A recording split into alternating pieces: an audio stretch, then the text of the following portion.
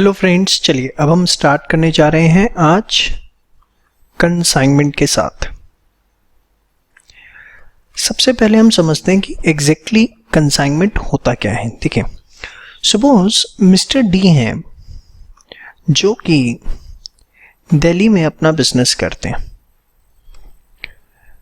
And वो अपने business को एक्सपेंड करना चाहते हैं, wants to expand the business, और बेसिकली वो अपना बिजनेस एक्सपेंड करना चाहते हैं से मुंबई के अंदर। ठीक है, तो उन्होंने क्या किया, मिस्टर एम जो कि मुंबई में रहते हैं उनको कांटेक्ट किया मिस्टर डी ने, और मिस्टर डी ने मिस्टर एम के आगे एक प्रपोजल रखा कि मिस्टर डी मिस्टर एम को माल भेजेंगे और मिस्टर एम उसको सेल आउट करेंगे and in return of that mister D will give the commission to mister M. क्या बोला मैंने? मिस्टर डी, प्लीज नोट साथ साथ बनाते रहिएगा, will send the goods to mister M. Mister D जो है वो गुड्स भेजेंगे किसको? मिस्टर एम को। Mister M will sell the goods and will receive the commission in return. ठीक है, तो इस तरीके का जो कॉन्ट्रैक्ट होता है बेसिकली दैट रिप्रेजेंट्स कंसाइनमेंट। ये जो कॉन्ट्रैक्ट है मिस्टर डी और मिस्टर बी के एम के बीच में, ये एक कंसाइनमेंट का कॉन्ट्रैक्ट है जहां पर हम मिस्टर डी को बोलेंगे कंसाइनर और वी कैन से प्रिंसिपल। ठीक है, एंड मिस्टर एम जो है उनको हम बोलेंगे consignee, that is agent. Mister D consignor है, प्रिंसिपल है, मिस्टर एम जो है वो कंसाइनी है, दैट इज एजेंट है। अब ध्यान से सुनिएगा, बड़ी चीजें बहुत इंपॉर्टेंट है प्लीज। तो सबसे पहले what type of relationship exist between the consignor and consignee? Principal and agent relationship between consignor and consignee. Hopefully आपको मेरी ये बात समझ में आई। ठीक है, इसके बाद देखिए, mister D that is the consignor जब भी कंसाइनी को गुड्स सेंड करेंगे तो बेसिकली उसके अंदर एक डॉक्यूमेंट अटैच होगा जिसके अंदर सारी की सारी डिटेल्स होंगी about the good sent. Yes और no? Consignor will send the goods to consignee along with documents, along with a document containing details of goods sent, और उस डॉक्यूमेंट को हम बोलेंगे proforma invoice. Such document is known as proforma invoice. Exam में पूछा जाता है what do you mean by proforma invoice? Invoice नहीं बोलना, परफॉर्मा इनवॉइस। इनवॉइस तो तब होगा जब माल सेल हो जाएगा, यहाँ पे सेल नहीं हुआ है, यहाँ सिर्फ गुड्स अभी भेजे हैं, कंसाइनी लेटर ऑन सेल करेगा। ठीक है, तो consignor will send the goods to consignee along with the document containing details of goods and such document will be called as performa invoice. Thereafter consignee, जो consignee है जब sales कर लेगा तो कंसाइनी को भी एक पीरियोडिक स्टेटमेंट कंसाइनर को भेजनी है कि कितना माल बिक गया, कितना बचा हुआ है, क्या उसकी कमीशन बनती है, कितना अमाउंट कंसाइनी रिम्बर्स करेगा कंसाइनी को, अबाउट ऑल। तो consignee will provide the details of sales and other relevant information to consignor, किसको प्रोवाइड करेगा? To consignor, known as account sales. उस डॉक्यूमेंट को हम क्या बोलेंगे? या थ्रू अकाउंट सेल्स लिखो, to consignor through a document known as account sales. तो याद रखना है आपको, परफॉर्मा इनवॉइस कौन किसको भेजता है? कंसाइनर भेजता है कंसाइनी को। ये इंपॉर्टेंट है, प्लीज एग्जाम में पूछी जाती हैं चीजें थ्योरी में। जब तक आप चीजों की थ्योरी नहीं समझेंगे, आपको प्रैक्टिकल कभी भी उस चीज का स्ट्रांग नहीं हो सकता।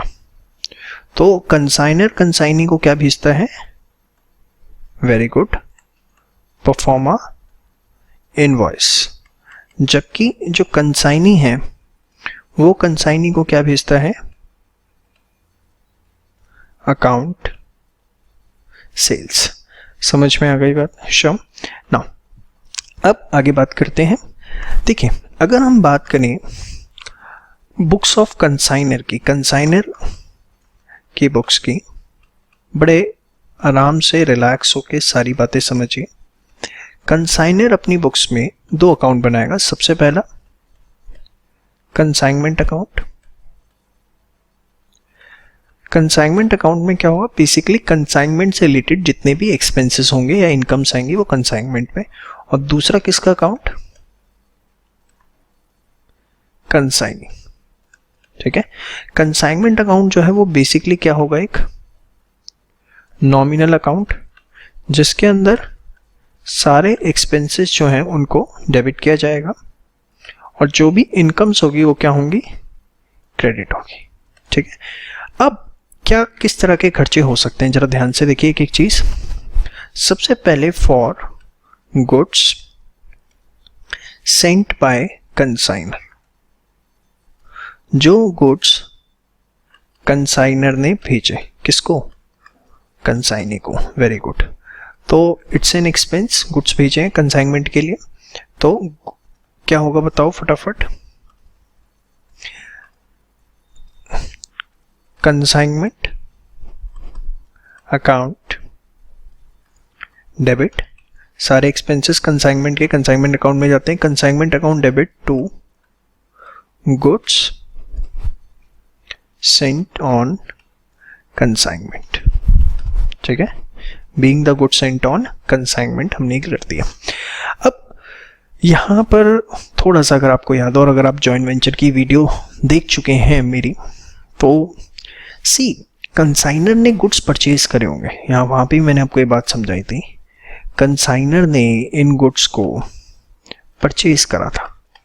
परचेज करा था तो एंट्री क्या डाली होगी? परचेज डेबिट टू कैश या क्रेडिटर। ठीक है। और ये बात मैं आपको बहुत बार अलग अलग जगह बता चुका हूँ, फाइनल अकाउंट्स में बता चुका हूँ, जॉइंट वेंचर में बता चुका हूँ, जर्नल एंट्रीज भी अपने वीडियोस में बता चुका हूँ कि अगर आपने गुड्स परचेज करे हैं और उन गुड्स का जो यूज है for purpose other than sale होता है, तो हमेशा हम परचेज को क्रेडिट करते हैं। कब परचेज क्रेडिट होती है? When goods are used for purpose other than sale. Same way यहां पर भी अगर आप देखो तो कंसाइनर ने गुड्स खरीदे, बट खरीद के वो उसे बेच नहीं रहा है, अभी वो उन्हें भेज रहा है। बेचना और भेजना आर टू डिफरेंट एस्पेक्ट्स। तो यहां पर ये जो गुड्स सेंट ऑन कंसाइनमेंट है, consignment account to goods sent on consignment, इससे पहले क्या एंट्री हुई होगी? Basically goods sent on consignment, या उसके बाद भी अगर आप करो, कहां से जाएगा? ये हमारा चार्ज होगा परचेजेस से। किसकी बुक्स में?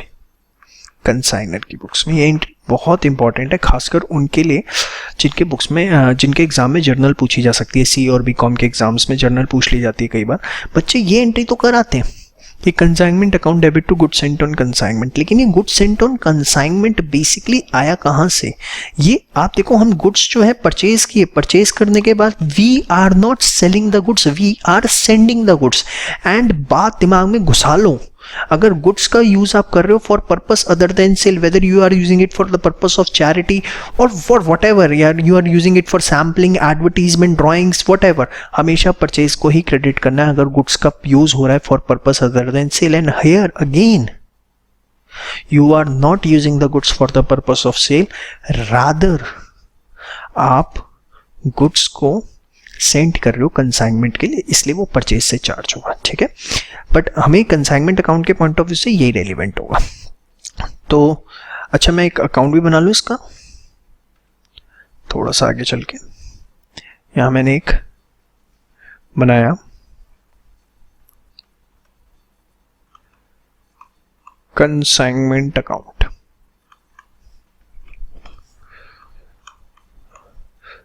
Goods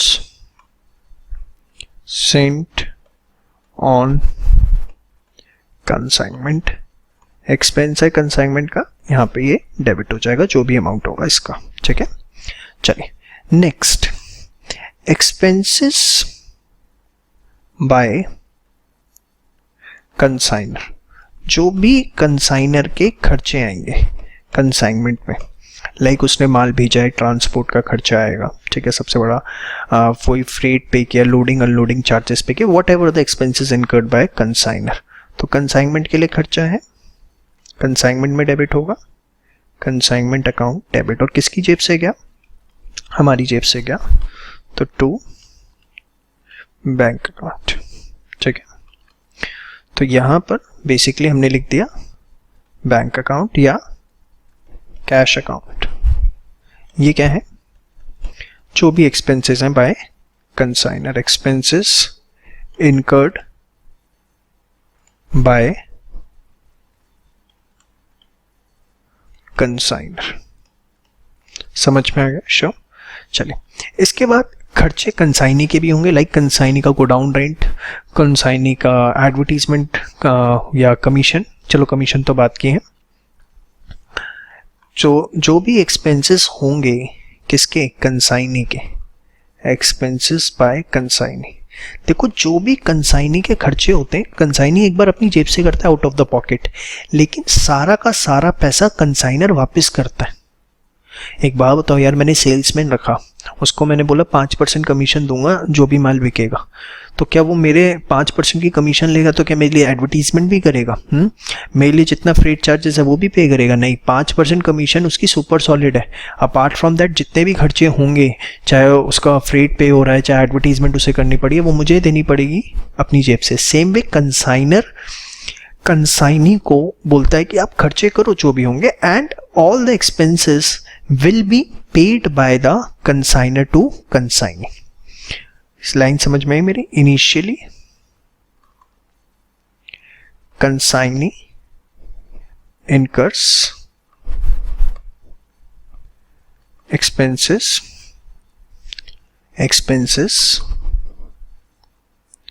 and later on such expenses, such amount is reimbursed by consignor। तरीका ये होता है। तो चलिए, जितना कंसाइनी ने खर्चा कर दिया, कंसाइनी ने आउट ऑफ द पॉकेट दे दिया, खर्चा तो हमारे लिए है, कंसाइनमेंट डेबिट करेंगे हम, यस और नो? खर्चा तो हमारे लिए है ना भाई, क्योंकि हमें देना है, और हमारी जेब से कैश नहीं गया, but we have to pay the amount to the consignee. हमारी यहां पर लायबिलिटी बढ़ रही, क्योंकि अभी हमें कंसाइनी को ये पैसा पे करना है, हमारी जेब से नहीं गया। जेब से जो क्या था वो हमने टू बैंक कर दिया, ये वो है जो कंसाइनी ने पे किया है, वी विल पे ऑन। तो till the time it is liability for us. तो हमने यहां पे लिखा consignee account. This is what? Expenses incurred by consignee, वो खर्चा जो कंसाइनी ने किया, ठीक है। देयर आफ्टर अगर हम आगे बात करें, कमीशन जो हमें कंसाइनी को देनी है, commission to consignee, commission to consignee. अब इसके अंदर क्या होगा, ध्यान से देखिए, कमीशन दे रहे हैं कंसाइनी को, तो कंसाइनमेंट के लिए एक्सपेंस है, कंसाइनमेंट अकाउंट डेबिट, ये सुनो, consignment account debit to, commission किसको देनी है, कंसाइनी को, दे दी या देनी है, हाँ देनी है, फाइनल एक्सपेंस में ऐड होता है, तो कंसाइनी, दे दी तो टू बैंक कर देंगे, ठीक है, वैसे जनरली यही होता है। तो ये हमने क्यों क्रेडिट किया, क्योंकि हमारी लायबिलिटी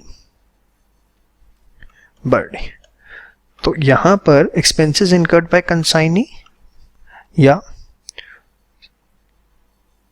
जो भी कमीशन बनती है वो दोनों हम इकट्ठा ले लेंगे। समझ में आ गया शो? चलिए, अब जो सेल्स होगी, सेल्स बाय कंसाइनी, अब कंसाइनी जो भी सेल करेगा, कंसाइनमेंट के लिए इनकम है, बट वो पैसा हमारे पास आएगा नहीं, वो पैसा पड़ा रहेगा कंसाइनी के पास, जब फाइनल सेटलमेंट होगी तब होगी।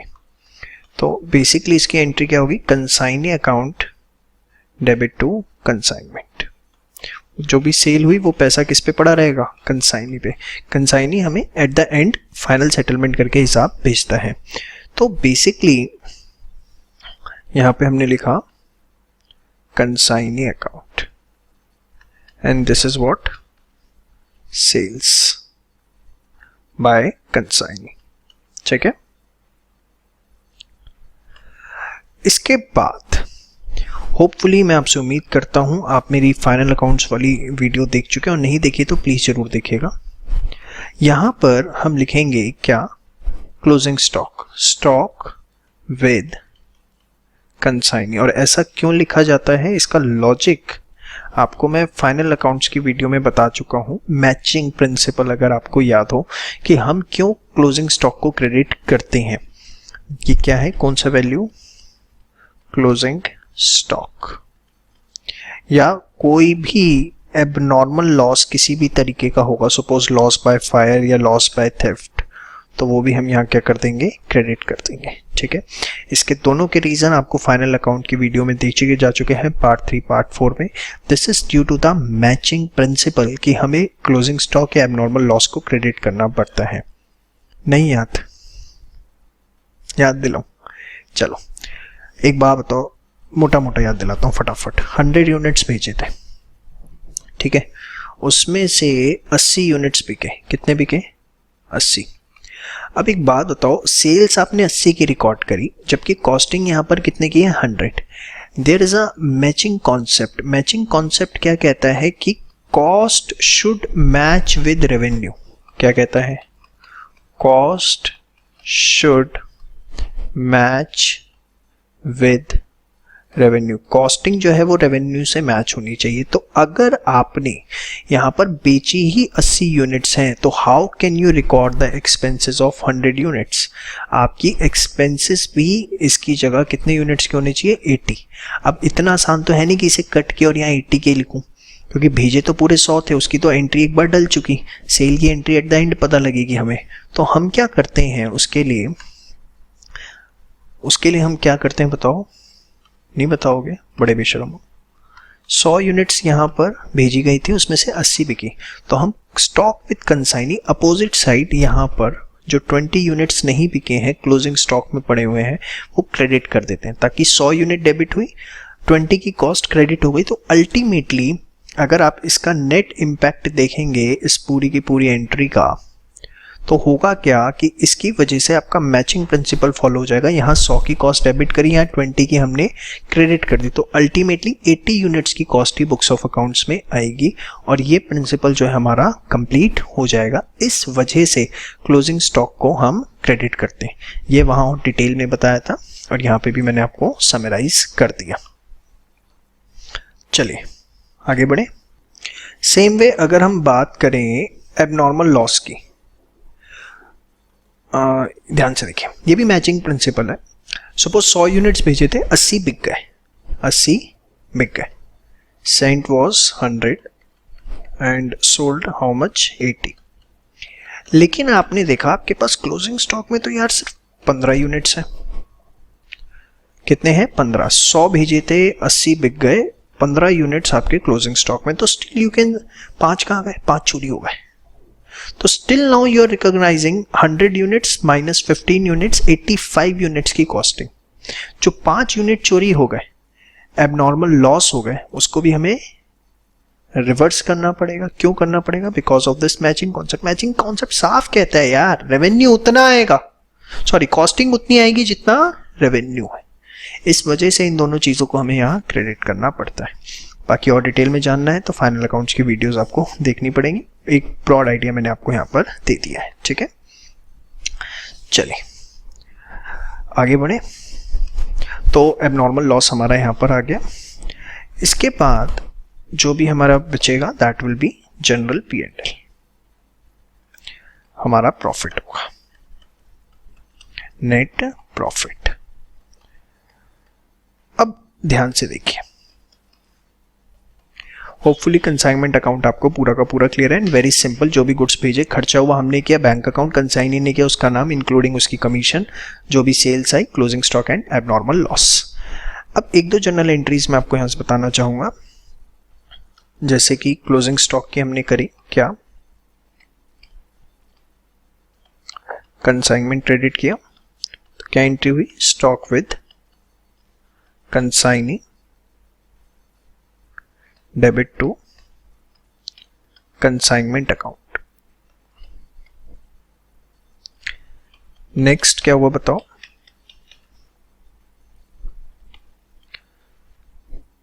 एबनॉर्मल लॉस, उसकी एंट्री हमने क्या करी?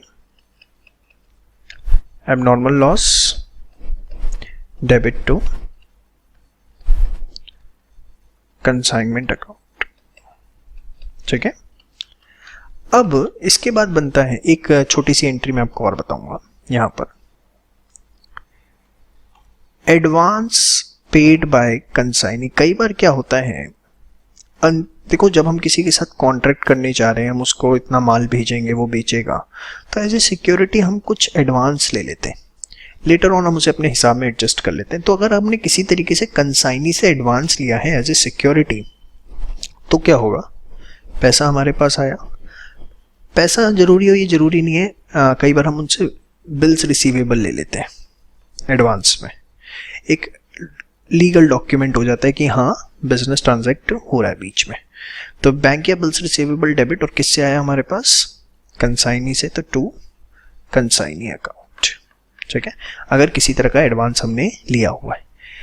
अब आइए इसी से हम बनाते हैं अपना कंसाइनी अकाउंट।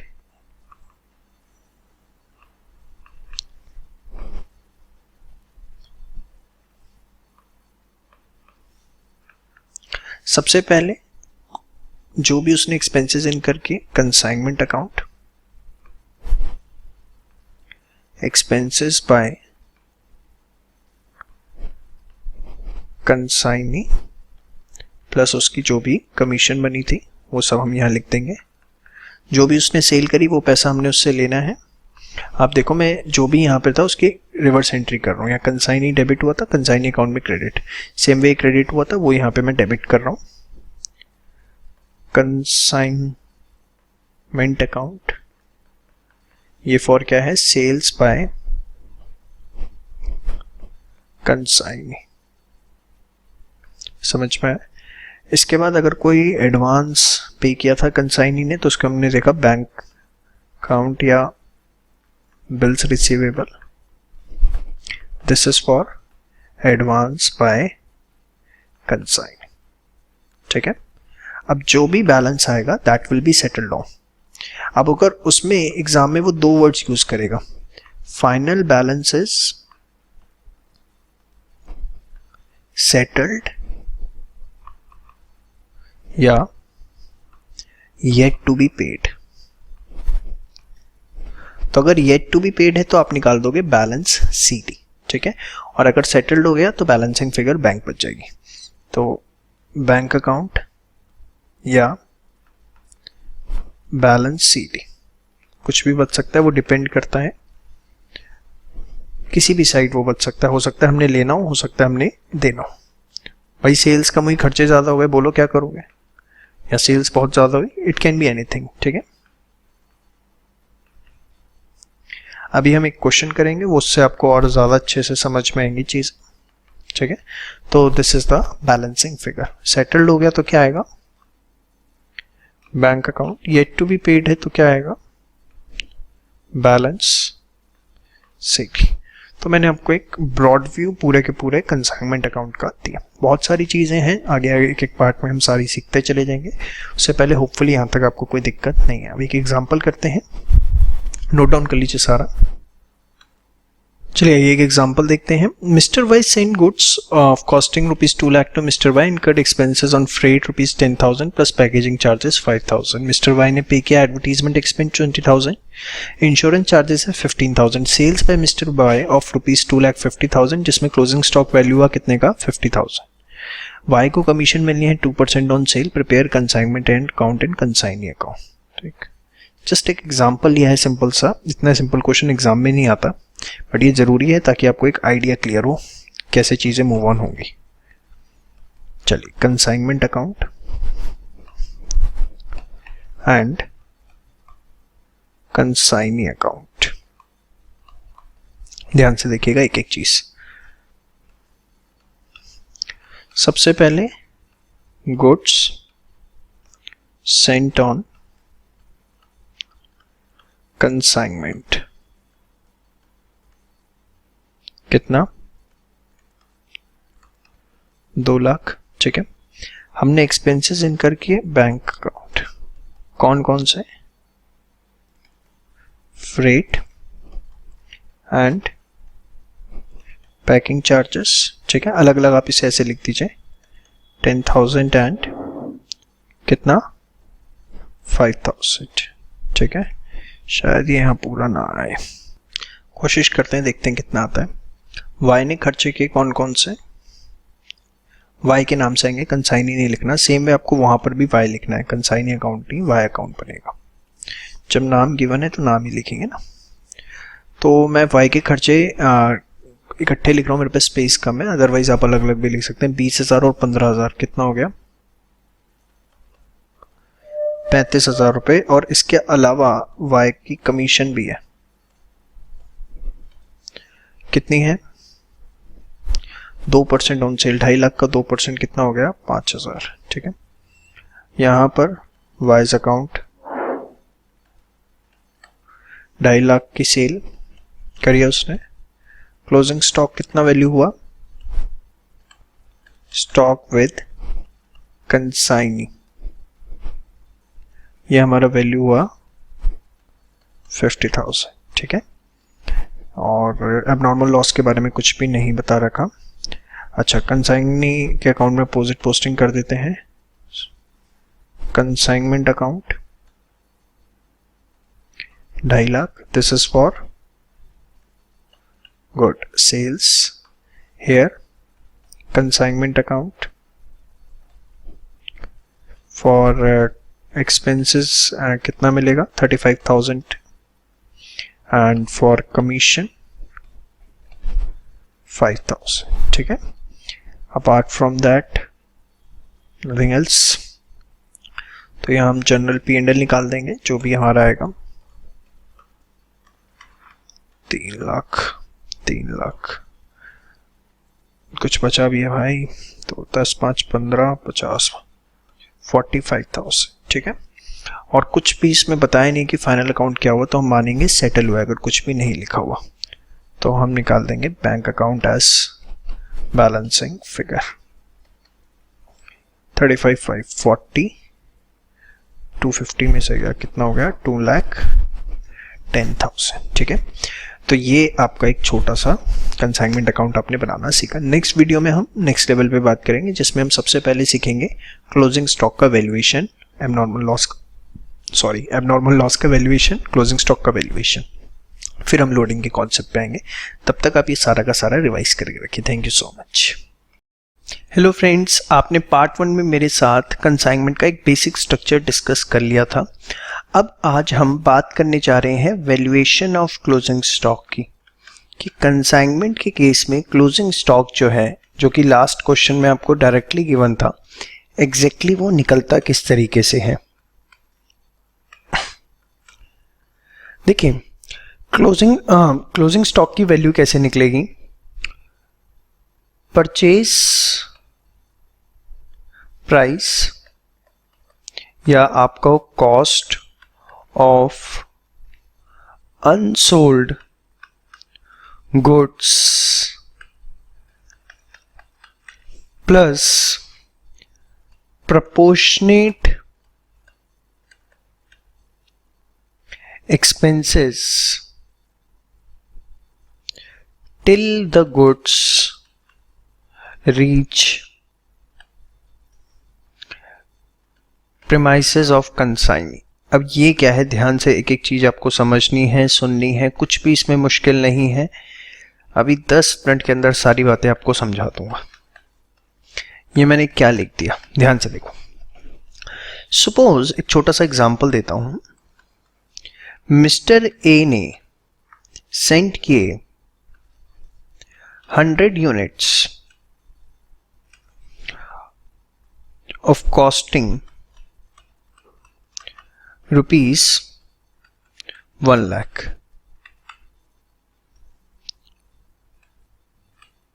किसको भेजे ये? मिस्टर बी को। ठीक है, expenses incurred by mister A, loading charges,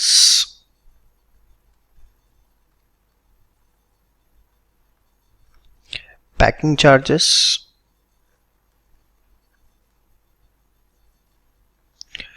transportation, ये सब मिस्टर ए ने खर्चे किए। कितने कितने से 3,000, 2,000 एंड 5,000। तो टोटल इनका खर्चा कितना हुआ? बहुत बढ़िया, कितना? 10,000। ठीक है, एक्सपेंसेस मिस्टर बी के भी हुए, expenses incurred by mister B. Mister B के क्या खर्चे हुए? अनलोडिंग चार्जेस, ठीक है, इसके अलावा एडवर्टीजमेंट जो उन्होंने लोकल करी वहां पर, और उसके अलावा उनका कुछ अदर चार्जेस लगे मिसलिनियस, जैसे गोडाउन रेंट वगैरह।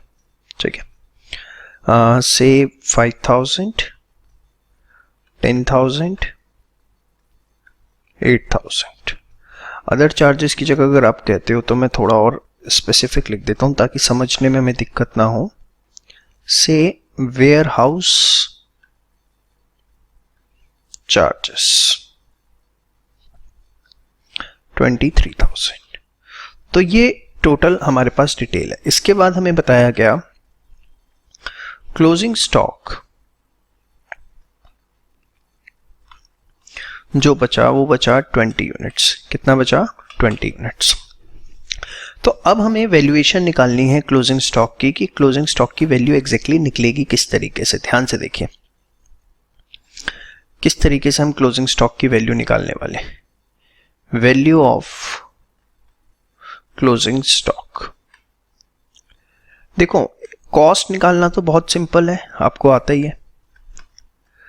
कितने यूनिट्स थे बेटा? 100। कितने के? 1 लाख के। तो अगर कॉस्ट की हम बात करें तो 1 लाख रुपए कॉस्ट थी 100 यूनिट्स की, तो 20 यूनिट्स की कॉस्ट कितनी होगी? 20,000 रुपीज। यस और नो? पक्का। इसमें हम ऐड करेंगे proportionate expenses till the goods reach premises of consignee। जब तक गुड्स कंसाइनी की प्रीमाइसेस में नहीं पहुंच जाते तब तक जितने खर्चे हुए हैं वो प्रोपोर्शनेटली ऐड होंगे। बड़ा सिंपल सा अगर मैं लॉजिक आपको दूं तो कंसाइनर के तो सारे एक्सपेंसेस आएंगे उसके अंदर। अरे भाई मैंने क्या लिखा है, ध्यान से देखो, till the goods reach premises of consignee. जब तक वो कंसाइनी की प्रीमाइसेस तक नहीं पहुंच जाते, कंसाइनर ने यहां से माल भेजा, कंसाइनर माल भेजेगा और जब तक वो कंसाइनी की प्रीमाइसेस तक नहीं पहुंच जाते वो सारे क्लोजिंग स्टॉक की वैल्यूएशन में ऐड होंगे। तो बाय डिफॉल्ट अगर मैं इसकी बात करूं तो इसके अंदर कंसाइनर के तो सारे खर्चे आएंगे, क्योंकि ऑब्वियसली जब कंसाइनर माल भेजेगा तो भेजने के लिए खर्चे करेगा, जैसे उसने लोडिंग का खर्चा किया, पैकिंग का किया, ट्रांसपोर्टेशन का किया। लेकिन कंसाइनी के सारे एक्सपेंसेस आएंगे ये जरूरी नहीं है, क्योंकि मुझे सिर्फ वो खर्चे लेने हैं till the goods reach premises of consignee. अब अगर आप मेरा एग्जांपल ही देखें तो अनलोडिंग चार्जेस तो मैं लूंगा, क्योंकि ऑब्वियसली जब कंसाइनी पे माल पहुंचा होगा तो उसने अनलोड करवाया होगा अपने गोडाउन तक पहुंचाने के लिए। लेकिन जो एडवर्टीजमेंट का खर्चा है या वेयर हाउस का खर्चा है वो मैं नहीं लूंगा। क्यों नहीं लूंगा? क्योंकि ये खर्चे इनकर होते हैं कंसाइनी की प्रीमाइसेस में जब गुड्स पहुंच जाते हैं उसके बाद। ये गुड्स से रिलेटेड, एडवर्टीजमेंट गुड्स से रिलेटेड स्पेसिफिक नहीं है, उसके बाद का खर्चा है वो। आपको होपफुली मेरी बात समझ में आ रही है। हमें कौन से खर्चे लेने हैं? Till the goods reach premises of consignee, जिसमें कंसाइनर के तो आंख बंद करके सारे एक्सपेंसेस आएंगे, कोई सोचने वाली बात ही नहीं है। लेकिन अगर मैं बात करूंगा किसकी? कंसाइनी की, तो कंसाइनी के बहुत लिमिटेड खर्चे आएंगे, जैसे कि अनलोडिंग चार्जेस या ट्रांसपोर्टेशन अगर पे करी है उसने कोई, किस लिए? हाँ, माल पहुंचाने के लिए, ठीक है। तो या जिसको वो कैरेज भी बोल सकता है। तो बेसिकली अगर इस तरह का कोई खर्चा है तो ही उसे इंक्लूड किया जाएगा, अदरवाइज इंक्लूड नहीं किया जाएगा। तो यहां पर आपको ये बात ध्यान रखनी है, कंसाइनर के एक्सपेंसेस में सोचना ही नहीं, प्लस कंसाइनर एक्सपेंसेस कितने हैं? 3,000, 2,000, 5,000, टोटल कितना हो गया? 10,000 रुपये। तो 10,000 रुपये कंसाइनर ने खर्चा करा 100 यूनिट्स भेजने के लिए, जिसमें से 20 अभी पड़ी हुई हैं, तो कितना हो गया? 2,000। प्रोपोर्शनेट लेना है, सारा मत ले लेना, देखा है ना, प्रोपोर्शनेट। प्लस अगर मैं बात करूं कंसाइनी के खर्चों की, तो कंसाइनी के जो एक्सपेंसेस हैं कौन से हैं? सिर्फ जो हमें लेने हैं अनलोडिंग चार्जेस। तो 5,000 was the expense for 100 units. तो how much it will be for 20 units? That will be 1,000. So total will be how much? 23,000. This is the value of closing stock. बहुत सिंपल। कंसाइनर के सारे खर्चे लेने आंख बंद करके, और कंसाइनी के सिर्फ वो खर्चे जो गुड्स को गोडाउन तक पहुंचाने में इनकर करेगा कंसाइनी। उसमें अनलोडिंग चार्जेस आएगा, ट्रांसपोर्टेशन, कैरेज, इसके अलावा जनरली कोई खर्चा देखने को नहीं मिलता। समझ में आ गया? पक्का? श्योर? कंसाइनर के आंख बंद करके सारे लेने, क्योंकि वो खर्चे करेगा ही किस लिए? माल को पहुंचाने के लिए। अब ध्यान से देखिए, इसमें कुछ बातें होती हैं। कई बार बाइफर्केशन गिवन नहीं होता कंसाइनर के एक्सपेंसेस का एंड कंसाइनी के एक्सपेंसेस का। या उससे अच्छा भी पहले मैं आपको बताता हूं, कई बार क्या होता है, कंसाइनी एक्सपेंसेस जो हैं वो हमें दो कैटेगरी में बाइफर्केट करके गिवन होते हैं। Recurring expenses and non recurring expenses. ठीक है। तो रिकरिंग एक्सपेंसेस कौन से होते हैं? जो बार बार होते हैं, लाइक एडवर्टीजमेंट, ठीक है, वेयर हाउस रेंट, ये सब क्या है? रिकरिंग एक्सपेंसेस हैं, ठीक है। तो आपको रिकरिंग एक्सपेंसेस को कंसिडर नहीं करना in valuation of stock. Do not consider recurring expenses in stock valuation। Stock valuation में उसे कंसिडर करने की जरूरत नहीं है। जबकि नॉन रिकरिंग एक्सपेंसेस जो हैं वो आपके कौन से होते हैं? गैस कैरेज, इंश्योरेंस, ट्रांसपोर्ट, ये सब जो है जो कि गुड्स को लाने के लिए किए गए हैं, ठीक है। तो are considered in valuation of stock. इसे आपको स्टॉक वैल्यूएशन के अंदर कंसिडर करना है। बहुत इंपॉर्टेंट पॉइंट है, वेरी इंपॉर्टेंट। समझ में आया? श्योर। इसको बना लीजिए, क्वेश्चन देता हूं फिर। चलिए एक एग्जांपल लेते हैं हम इसके ऊपर। Cost of goods sent to consignee 1,00,000। consigner expenses 30,000। consignees expenses recurring non recurring say 8,000 and 12,000 20,000, ठीक है।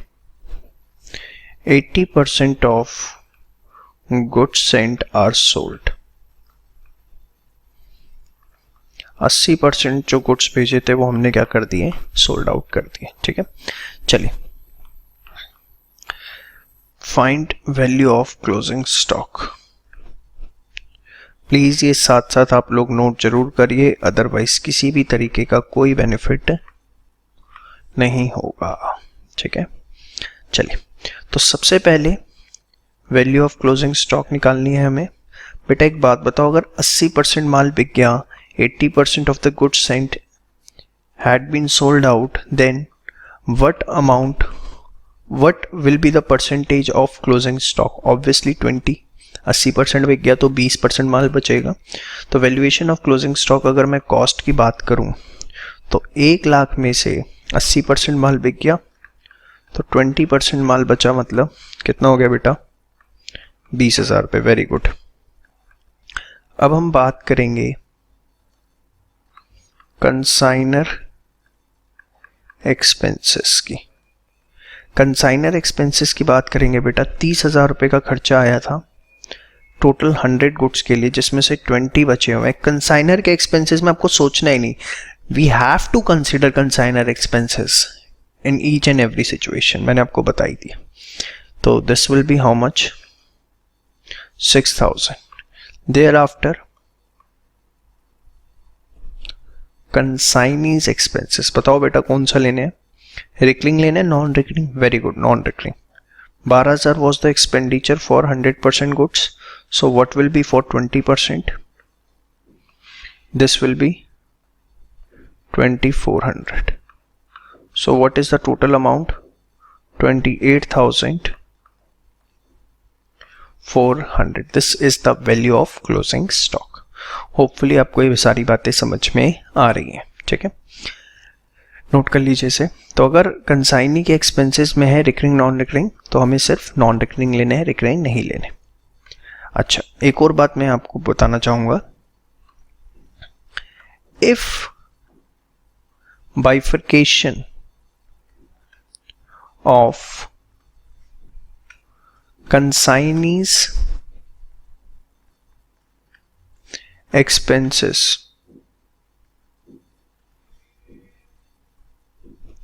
इज नॉट गिवन, कंसाइनी के एक्सपेंसेस का बाइफर्केशन जो है वो गिवन नहीं है, then assume it to be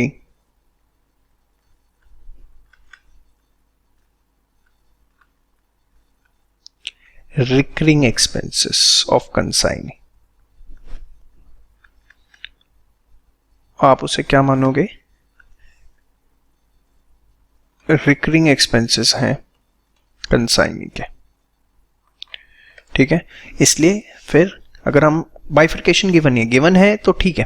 देखो या तो ऐसे बाइफर्केशन दे दे, loading unloading advertisement warehouse, तो हमें पता है, ठीक है। इसमें मैंने आपको बता दिया अनलोडिंग आएगा, ट्रांसपोर्टेशन कैरेज यही आएगा। या ऐसे बाइफर्केशन दे दे रिकरिंग नॉन रिकरिंग, बट अगर कुछ भी नहीं बोला तो हम क्या करेंगे, उसे रिकरिंग मानेंगे। Therefore in valuation of closing stock, such expenses will be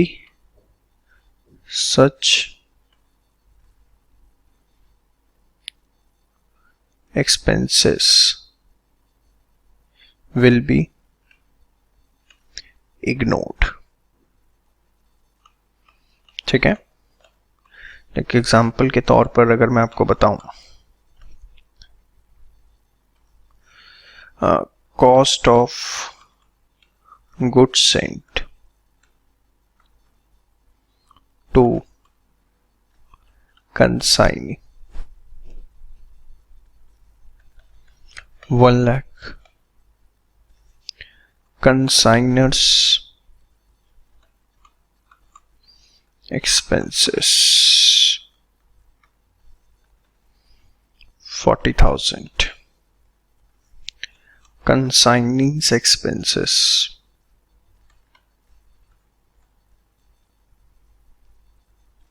20,000, 30% of goods sent are in stock, ठीक है। Find value of closing stock.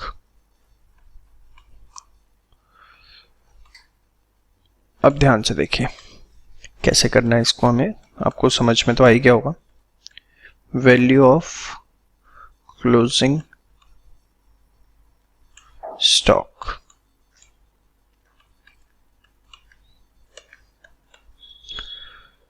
Cost कितनी है? 1 लाख का 30%, वेरी गुड, 30,000। फिर क्या लेना है बताओ बेटा? बहुत बढ़िया, कंसाइनर्स एक्सपेंसेस कितना? 40,000 का 30%, कितना हो गया? 12,000। तो टोटल कितना हो गया? 42,000। कंसाइनी के एक्सपेंसेस का बाइफर्केशन नहीं था तो हमने उसे रिकरिंग मान लिया और फिर हम उसे क्लोजिंग स्टॉक वैल्यूएशन में नहीं लेंगे। तो होपफुली आपको क्लोजिंग स्टॉक का वैल्यूएशन पूरा का पूरा समझ में आ गया, ठीक है। इसके आप नोट्स बना लीजिए, प्लीज़ यहाँ तक सारे रिवाइज कर लीजिए। अगली वीडियो बहुत इंपॉर्टेंट है, that is the valuation of abnormal loss, जो कि बहुत हद तक क्लोजिंग स्टॉक से भी रिलेटेड है, ठीक है जी। Thank you so much.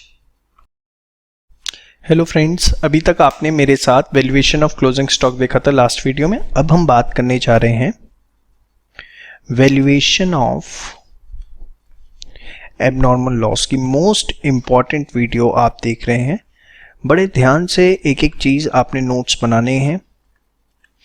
कुछ भी मुश्किल नहीं है इसके अंदर, लेकिन हाँ, सावधानी हटी दुर्घटना घटी, ठीक है। चलिए स्टार्ट करें। देखिए, वैल्यूएशन ऑफ एबनॉर्मल लॉस, सबसे पहले आपको ये देखना है कि पॉइंट ऑफ लॉस क्या है, कि एग्जैक्टली हमारा लॉस हुआ कहां पर है। मतलब पॉइंट ऑफ लॉस क्या हो सकता है सर? हमें ये देखना है कि जो हमारा एबनॉर्मल लॉस हुआ है वो इन ट्रांजिट हुआ है, मतलब रास्ते के अंदर जब माल भेजा तब हुआ है, या इन कंसाइनीज प्रेमाइसिस हुआ है, कंसाइनी की प्रेमाइसिस में हुआ है। Let us take an example, उसने बोला loss by theft from the consignee's premises या loss by theft in transit. ठीक है, तो आपको सबसे पहले देखना है कि एबनॉर्मल लॉस का पॉइंट ऑफ लॉस कहाँ है, वो हुआ कहाँ पर है, रास्ते में ही हो गया या कंसाइनी की प्रेमाइसिस में पहुंचने के बाद हुआ, सबसे पहली चीज। अब अगर इन ट्रांजिट हुआ है, रास्ते में हुआ है, तो हम उसका वैल्यूएशन किस तरीके से करेंगे, ध्यान से देखें। तो जो भी कॉस्ट है उसकी, जितना भी एबनॉर्मल लॉस हुआ है उसकी जो भी कॉस्ट है उसमें हम ऐड कर देंगे प्रोपोर्शनेट कंसाइनर्स एक्सपेंसेस।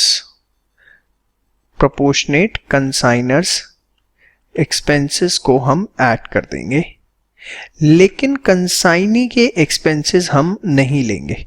कंसाइनी के एक्सपेंसेस क्यों नहीं लेंगे, इसका कारण क्या है, ध्यान से समझो। अरे एक बात बताओ, मैं इसको छोटा सा एग्जांपल देता हूं कि मिस्टर ए ने सपोज अपने पास से मिस्टर बी को 100 यूनिट्स भेजे। ठीक है, कितने यूनिट्स भेजे, 100 यूनिट्स।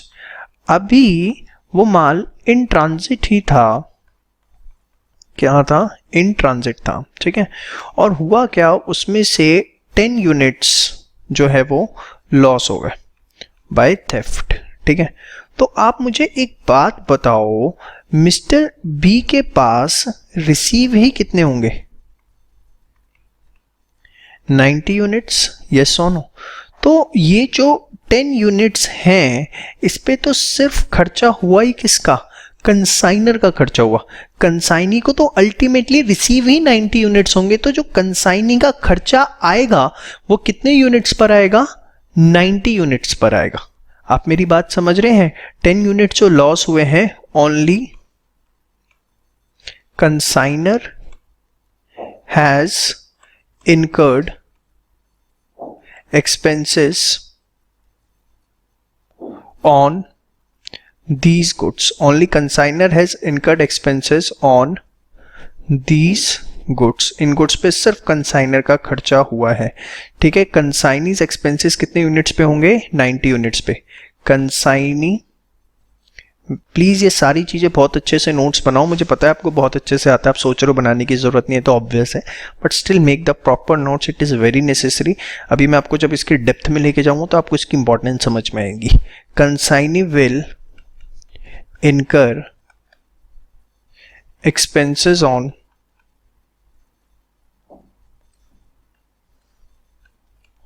$90 units only. तो इसीलिए अगर मेरा इन ट्रांजिट एबनॉर्मल लॉस हुआ है तो सिर्फ कंसाइनर के एक्सपेंसेस लेने हैं, ignore consignee's expenses.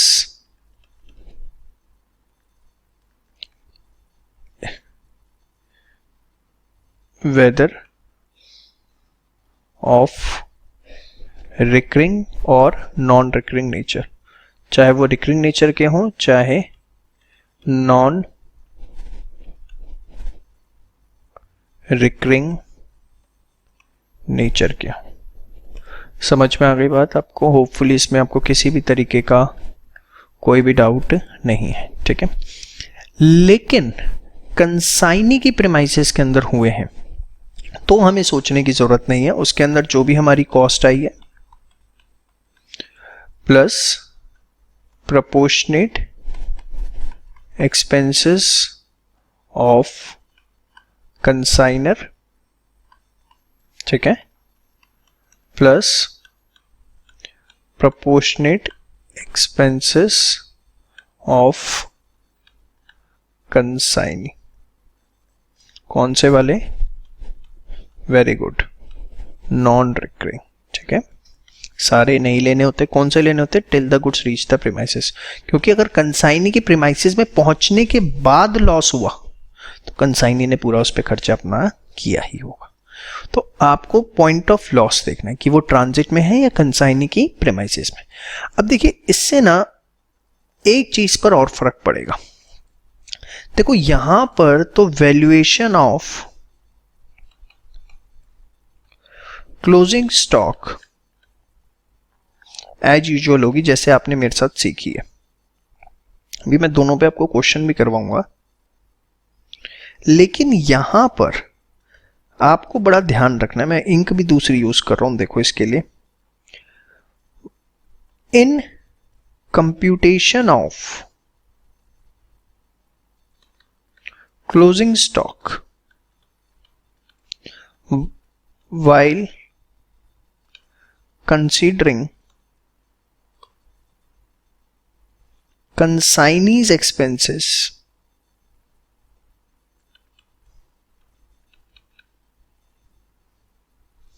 proportionate it on good received, proportionate it on good received। अब ये लाइन क्या लिखी है मैंने, इसका क्या मतलब है, मैं आपको बहुत अच्छे से समझाऊंगा और ये लाइन बहुत इंपॉर्टेंट है। यहाँ पर most of the students exam के अंदर अपनी गलती करके आते हैं, तो बड़े ध्यान से आपको इस लाइन को समझना है कि मैं आपको एग्जैक्टली क्या बताने जा रहा हूँ एक एग्जाम्पल के साथ। ठीक है, इसको हाईलाइट कर लो आप अच्छे से एकदम। तो चलिए आइए समझाता हूँ मैं आपको। एक एग्जाम्पल लेते हैं हम।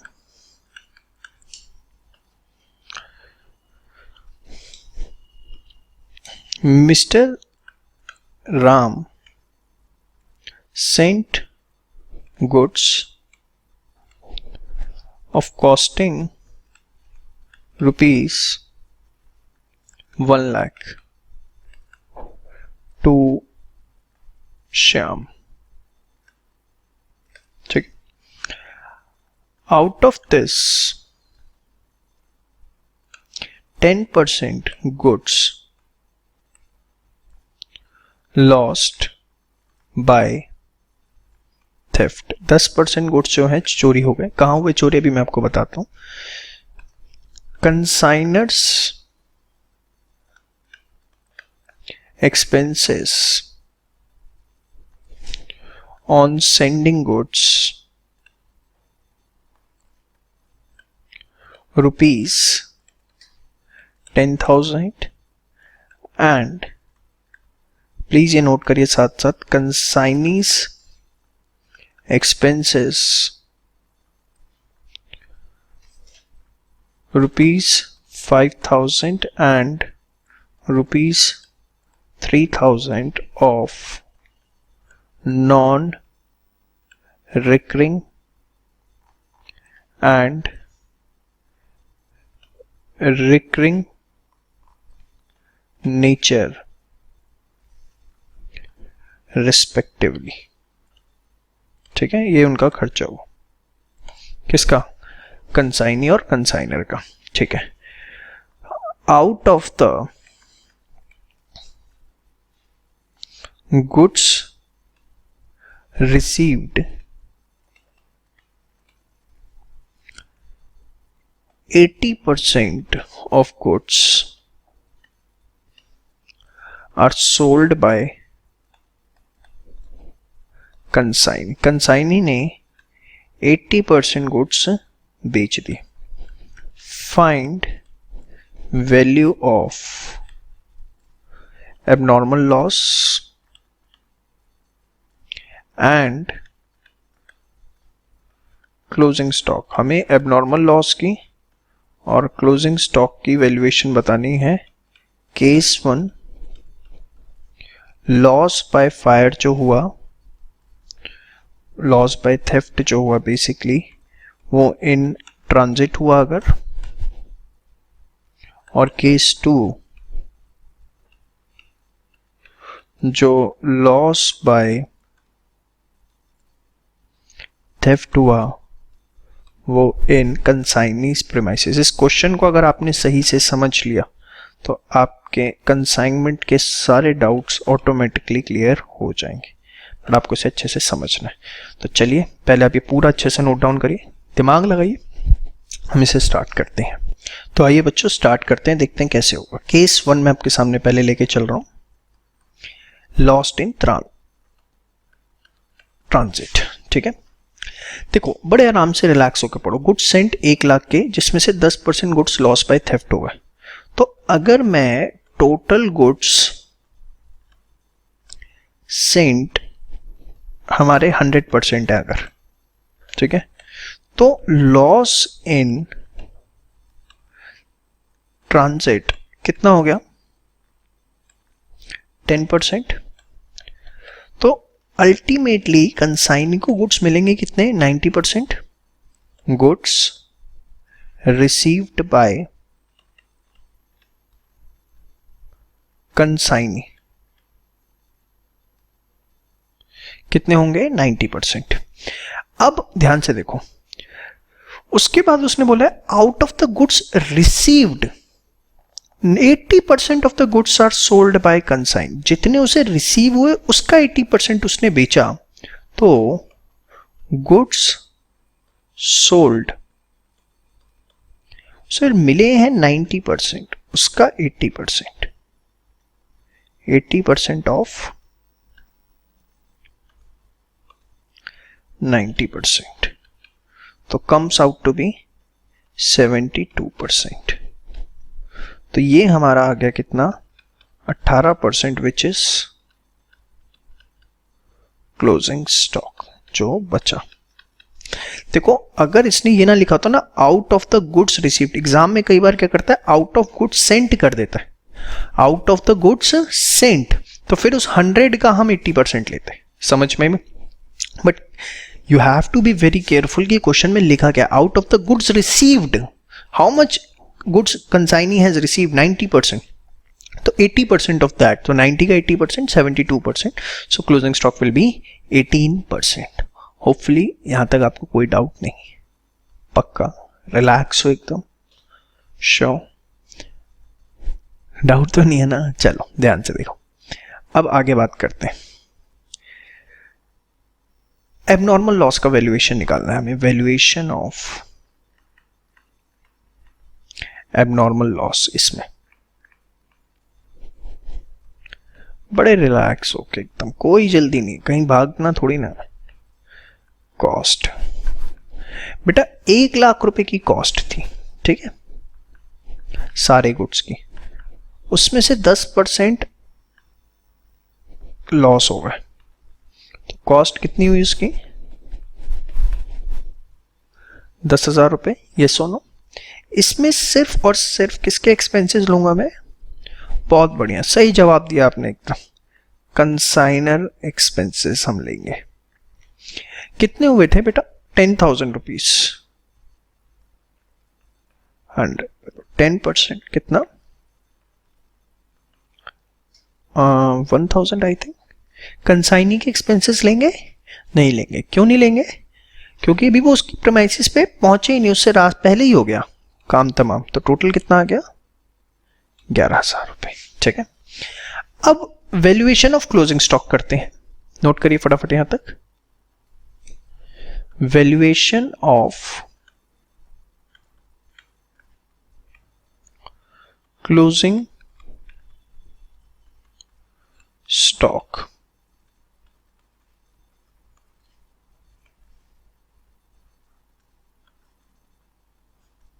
वैल्यूएशन ऑफ क्लोजिंग स्टॉक हमें करना है। अब ध्यान से देखिए, कॉस्ट बेटा कितना परसेंट माल बचा हुआ है? 18%। ठीक है, तो 1 lakh was the cost of 100% goods, so what will be the cost of 18%? Can I से 18,000? yes or no? Thereafter consignors expenses, 10,000 रुपए का खर्चा 100% गुड्स पे, तो 18% पे 1800। अब आएगी मजे की चीज, बड़े ध्यान से आपको इसे समझना है। कंसाइनीज एक्सपेंसेस, कंसाइनी के हम कौन से लेते हैं? Non recurring. वेरी गुड, कितने हैं वो? 5,000 खर्चा हो कितने गुड्स पे? 90% पे। This is the major point that you have to consider. अरे भाई कंसाइनी को रिसीव ही 90% गुड्स हुए हैं, तो कंसाइनी का जितना भी खर्चा होगा वो 90% गुड्स पर ही तो आएगा, या वो 100% गुड्स पे आएगा। यही मैंने यहां लिखा था, देखो, in computation of closing stock while considering consignee's expenses proportionate it on the goods received, और गुड्स रिसीव्ड यहां पर कितने हैं उसको 90% गुड्स रिसीव हुए हैं। आप खुद सोचो यार, कंसाइनी को अरे जितना मेरे को मिलेगा गुड्स उतने भी तो मेरा खर्चा आएगा, तो उसको मिला ही 90%, तो कितना आएंगे 1000। समझ में आ रहा है? पक्का आ रहा है? कोई डाउट तो नहीं है इसके अंदर? Sure, good. नहीं आ रहा है जिसको, तो एक बार वीडियो रिकैप करके देख लो। 20 ये ट्रांजिट, और इसी में आपको ध्यान रखना है। अगले केस में आप देखो कोई फर्क नहीं पड़ने वाला। क्यों? ये 90% याद रहेगा ना, हाईलाइट कर रहा हूं मैं। और ये याद रखना, इन ट्रांजिट अगर एबनॉर्मल लॉस है तो क्लोजिंग स्टॉक में कंसाइनी के एक्सपेंसेस में ड्रामा करवाएगा ही करवाएगा, क्योंकि बच्चे जल्दीबाजी में आप करोगे वहां जल्दी, और जल्दी, अच्छा बाजी भी लिख दो, जल्दीबाजी, और जल्दीबाजी लीड्स टू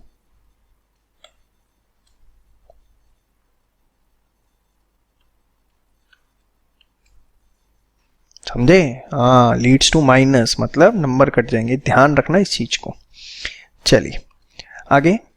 अब नेक्स्ट केस क्या है हमारा? केस 2।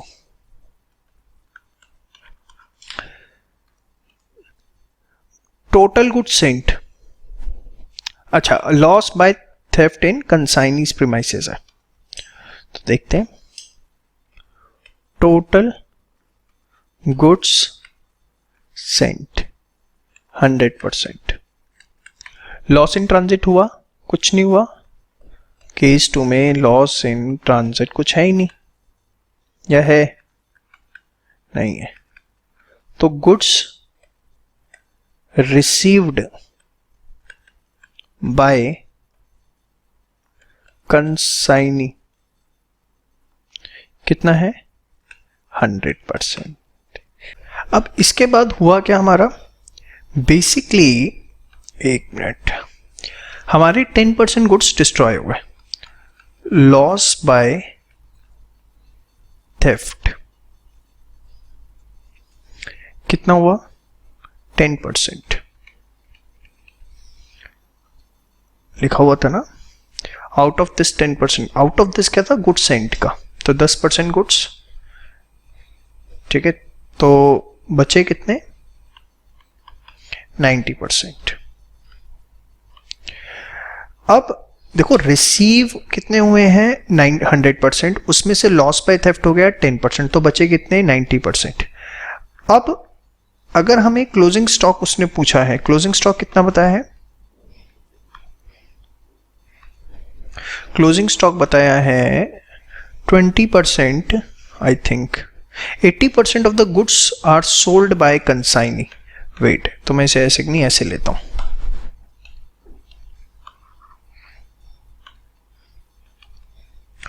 गुड्स सोल्ड, जितने रिसीव हुए थे उसका 80%, रिसीव हुए थे 100%, तो 80% ऑफ 100%, नॉट दिस 90%, तो ये कितना हो गया? 80।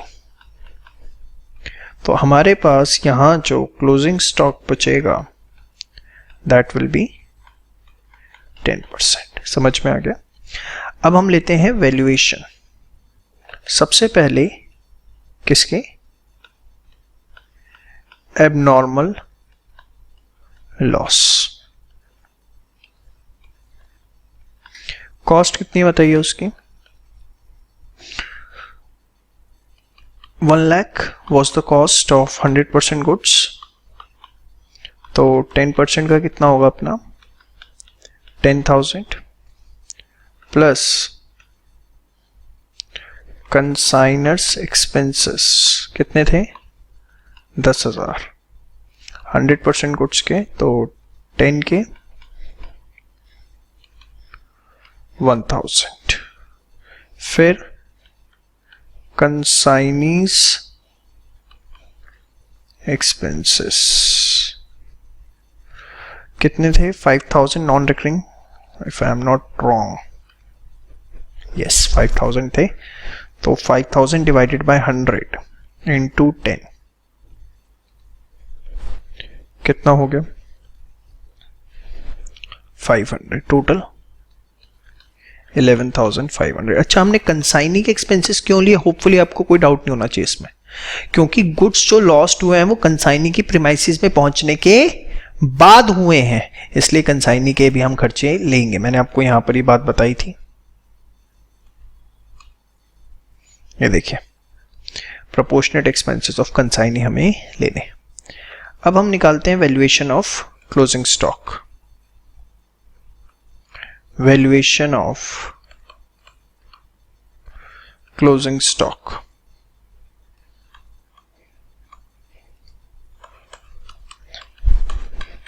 हाँ जी, कॉस्ट 1 लाख के गुड्स से बाय 100 इंटू 10 वही आएगा कितना? 10,000 प्लस कंसाइनर्स एक्सपेंसेस 10,000 हुए 100% गुड्स पे, तो 10 का 1,000 प्लस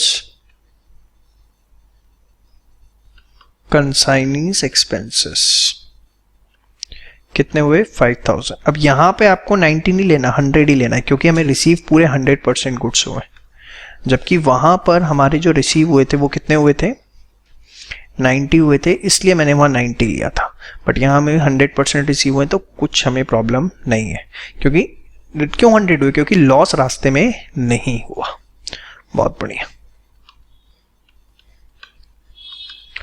तो कोइंसिडेंटली दोनों सेम भी आ रहे हैं इसमें, ऐसा होता नहीं है वैसे, पर चलो। तो होपफुली आपको दोनों सिचुएशंस बहुत अच्छे से क्लियर है कि किस तरीके से हमने क्लोजिंग स्टॉक और एबनॉर्मल लॉस दोनों का वैल्यूएशन करना है। ठीक है, इसको पूरा आप नोट कर लीजिए और अच्छे से एक बार इसे रिवाइज कर लीजिए। इसके बाद हम इसके बेसिस पे कुछ क्वेश्चंस करते हैं, उसके बाद लोडिंग वाले कॉन्सेप्ट पे हम स्विच ओवर करेंगे। इसे फटाफट नोट कर लीजिए please. Thank you. Hello friends, अभी तक आपने ऑलरेडी कंसाइनमेंट के अंदर मेरे साथ valuation of abnormal loss and valuation of closing stock सिखा लिया है। उसके बेसिस पर अब हम कुछ क्वेश्चंस करने जा रहे हैं। इस तरह के क्वेश्चंस एग्जाम में आ जाते हैं जो अब आप प्रैक्टिस करने जा रहे हैं। आई विल प्रेफर कि आप पहले क्वेश्चन नोट डाउन कर लें और खुद सॉल्व करें, उसके बाद देखें सोल्यूशन इसका। ठीक है, चलिए 2 क्वेश्चन हैं, ये दोनों बहुत अच्छे question. Mr. A sent goods costing rupees 2 lakh to Mr. B on consignment. Mr. B received goods costing rupees 180. देखो भेजे कितने के थे? 2 लाख के। रिसीव कितने के हुए? 180 के। And sold 4/5 of the goods received at cost plus 25%. He is entitled for commission at the rate of 10% on sales value. Consignor expenses being 20,000 and expenses incurred by consigning of recurring and non-recurring nature are 5,000 and 110,000 respectively. Prepare consignment account and B's account in the books of A. See, अब सबसे पहले अगर आप देखा जाए तो goods sent on consignment, goods consignment पे जो भेजे गए थे वो कितने के थे? 2 लाख रुपए के, yes or no? जिसमें से मैं चेंज करूं, goods received by consignee कितना है? 1,80,000। तो अभी 20,000 रुपए के गुड्स कंसाइनी को रिसीव नहीं हुए, तो हम उसको 20,000 रुपए को क्या मान लेंगे? एबनॉर्मल लॉस, कि इतने के गुड्स जो है वो रास्ते में लॉस इन ट्रांजिट हो गए। आप कहोगे सर हो सकता है रास्ते में अभी रिसीव होने वाले गुड्स इन ट्रांजिट, मान लेते हैं, आप लॉस इन ट्रांजिट क्यों मान लो? तो सिंपल सा जवाब तो सिर्फ मेरे पास इतना ही है इस समय कि आपके पूरे चैप्टर के अंदर इसी चीज़ की एग्जम्पशन ले रखी है। तो अगर गुड्स सेंट और रिसीव में कंसाइनमेंट चैप्टर में कोई डिफरेंस है तो आप उसे लॉस इन ट्रांजिट मानेंगे, ठीक है। अब हम अगर निकालें वैल्यूएशन ऑफ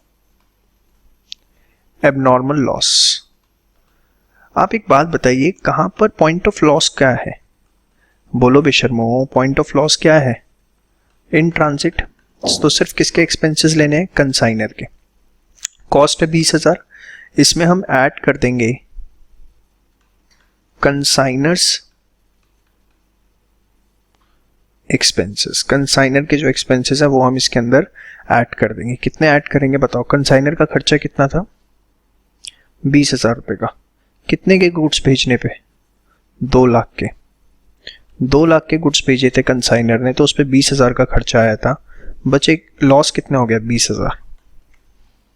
तो ये it will be around 2,000। So total 22,000 will be the valuation of abnormal loss. Thereafter, valuation of closing stock. Closing stock की वैल्यूएशन निकालते हैं। सी, जो भी गुड्स रिसीव हुए उसका 4/5 कंसाइनी ने बेच दिया, ठीक है। तो 4/5 अगर बेच दिया, ध्यान से देखो, गुड्स रिसीव्ड कितने के हैं? 1,80,000। गुड्स सोल्ड, इसके 1/5 हमने उसने गुड्स बेच दिए। यही बोला है ना आपको भाई? हाँ है ना, 4/5 सॉरी। तो 1,80,000 इंटू 4 डिवाइड बाई 5, 1,44,000 के गुड्स बेच दिए। तो बताओ कितने का क्लोजिंग स्टॉक बचा होगा? और ये जो गुड्स सोल्ड करें उसकी कॉस्टिंग है, सेल्स वैल्यू नहीं है, क्योंकि सेल्स वैल्यू तो +25% करके निकलेगी। अरे समझ में आ रहा है निकम्मो? है नहीं? देखो, अगर पूरा रिवाइज किया है, जितना पढ़ा है, तो समझ में आ रहा होगा। नहीं रिवाइज किया तो दुआएं दे रहे होगे मुझे बैठे हुए, क्या पढ़ा रहा हूं। कंसाइनर्स एक्सपेंसेस, चलो बताओ कितने आएंगे बेटा?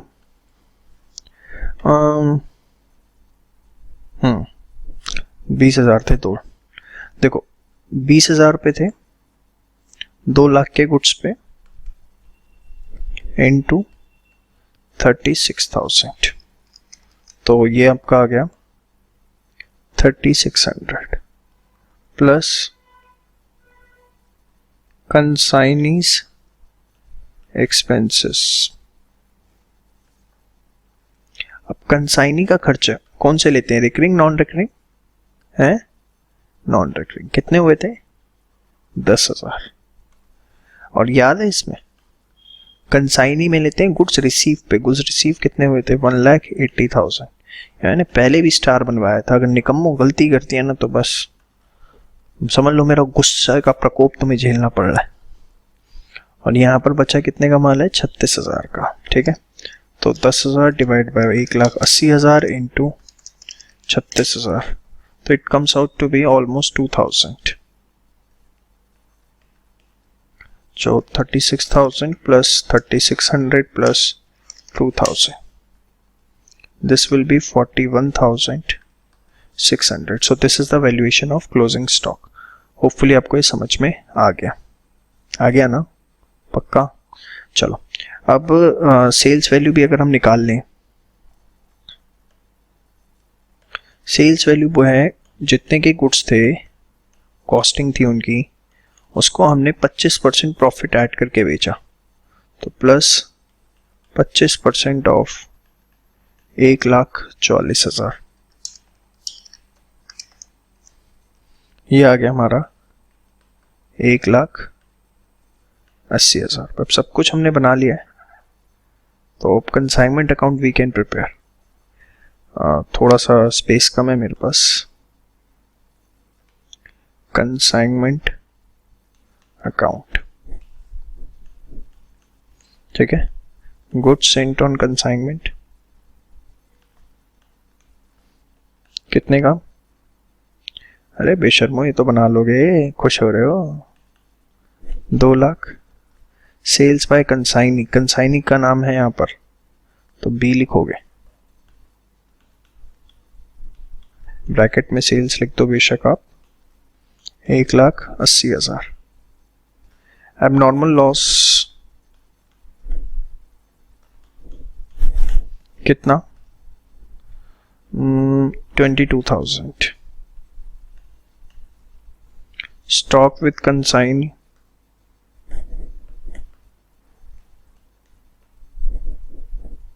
स्टॉक वैल्यू 41,600 है, गलती से 36,000 लिख दी है। अकॉर्डिंगली उसका आपका आंसर जो है वो चेंज हो जाएगा। Thank you so much. Consignor के जो खर्चे हुए बैंक अकाउंट से लिखते हैं हम, याद है या भूल भाल गए सब? अच्छा याद है। फिर यहाँ पर कंसाइनी ने जो खर्चे किए इंक्लूडिंग कमीशन, रिकरिंग, यहाँ सब लेने होते हैं। कहीं सोचो, वो तो वैल्यूएशन ऑफ क्लोजिंग स्टॉक के अंदर था कि क्या लेना और क्या नहीं लेना, कहीं पता लगे यहाँ भी उड़ा दो।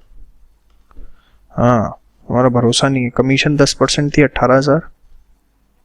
नॉन रिकरिंग एक्सपेंसेस थे 10,000 और वो था 5,000। ठीक है, तो यहाँ आपका कमीशन 10 ही थी ना भाई।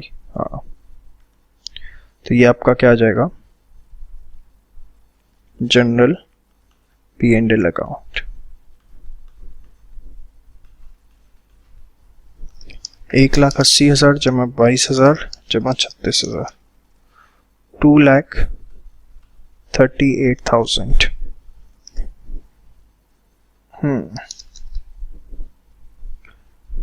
अच्छा, बैंड बज गई।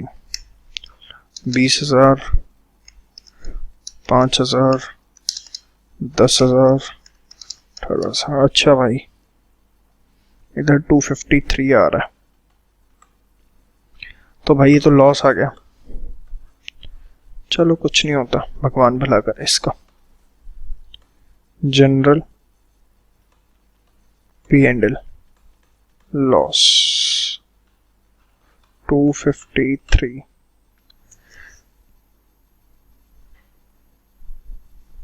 माइनस 238, 15,000 रुपये का लॉस आ गया। तो होपफुली आपको समझ में आ गया, जितना अभी तक आपने टोटल किया है, कि कैसे क्वेश्चन हमें करना होता है। इस तरह का क्वेश्चन आ जाता है, एक आधा चीज़ फालतू आ जाती है, वो भी आगे बताऊंगा। अब बी का अकाउंट बनाना है वो आप खुद कर लीजिए, just you have to post it reversely. वो भी मैं बनाऊं? अबे बना लो निकम्मो। चलो नेक्स्ट क्वेश्चन लो। बना लोगे ना बी का अकाउंट? बना लिया? चलो गुड। एक्स ने गुड्स भेजे 500 यूनिट्स 125 के हिसाब से मिस्टर वाई को। मिस्टर वाई ने 400 यूनिट बेचे 130 से, 60 यूनिट्स लॉस हो गई वाई के वेयर हाउस से। कंसाइनर का खर्चा है, कंसाइनी का खर्चा है, कमीशन, कंसाइनमेंट अकाउंट। चलो कोई नहीं, होता है अच्छे के लिए होता है। वैल्यूएशन ऑफ, पहले हमेशा एबनॉर्मल लॉस सिखाया है, आप लोगों को नहीं बोल रहा, अपने आप को बोल रहा। Valuation of abnormal loss, cost.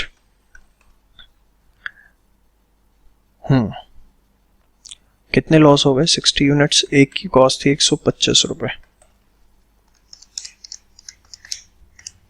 7,500। ध्यान से देखो निकम्मो, बेशर्मो, इधर उधर मत झांको।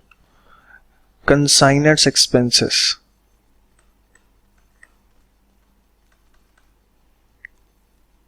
कंसाइनर एक्सपेंसेस कितने हो गए? 10,000। कितने यूनिट्स पे? 500। कितनी निकली? 60। तो 10,000 डिवाइड बाय 500 इंटू 60, 1200। लॉस कहाँ हुआ है? कंसाइनी की प्रीमाइसेस में, तो कंसाइनी के भी लेंगे। कंसाइनीज एक्सपेंसेस, लेकिन इसमें बाइफर्केशन तो है नहीं, और अगर बाइफर्केशन नहीं होता तो we assume it to be of recurring nature. हाँ या ना? तो कुछ आ सकता है? नहीं आ सकता, नील आएगा। होपफुली आपको मेरी बात समझ में आ रही है। If no bifurcation is given, we assume it to be of recurring nature, और रिकरिंग नेचर के एक्सपेंसेस यहाँ पर नहीं आ सकते, because we consider only those expenses which are incurred till the goods reach the premises of the consignee. सारी बातें आपको अच्छे से बता चुका हूँ। समझ में आया ना क्यों नहीं लिया? क्योंकि रिकरिंग मान रहा हूं, सबसे पहले बता दिया था मैंने आपको। फिर वैल्यूएशन ऑफ क्लोजिंग स्टॉक,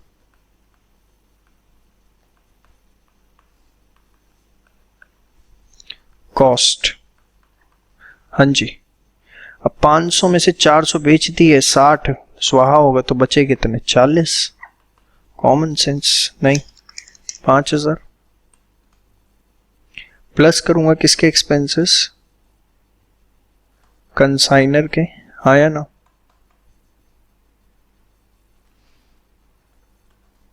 कितने?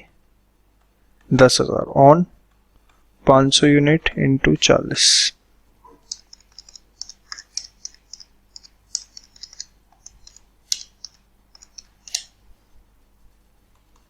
कितना हो गया? 800। ठीक है, कंसाइनी के खर्चे लेऊंगा, लेना तो चाहता हूं बट लेने कौन से होते हैं? Non recurring. यहाँ बाइफर्केशन गिवन नहीं है तो रिकरिंग मानने पड़ेंगे। और ये आ गया आपका कितना? 5800। ठीक है, अब बनाओ फटाफट कंसाइनमेंट अकाउंट अच्छे से।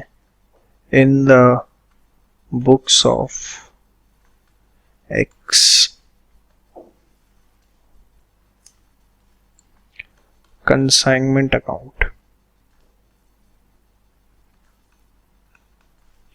credit, debit, goods sent on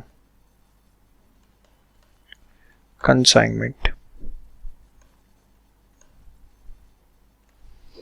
कितने थे भाई? 500 into 125, 62,500। Consignors expenses, consignee expenses, क्या नाम है उनका? वाई। आओ जी, आपको भी इज्जत दें पूरी। वाइज अकाउंट, इसमें दो चीजें, एक तो उनका खर्चा, एक उनकी कमीशन। यहां पर सेल्स, यहां पर एबनॉर्मल लॉस, फिर स्टॉक विद कंसाइनी। चलो देखते हैं सब। आजा भाई, 8,700, 5,800,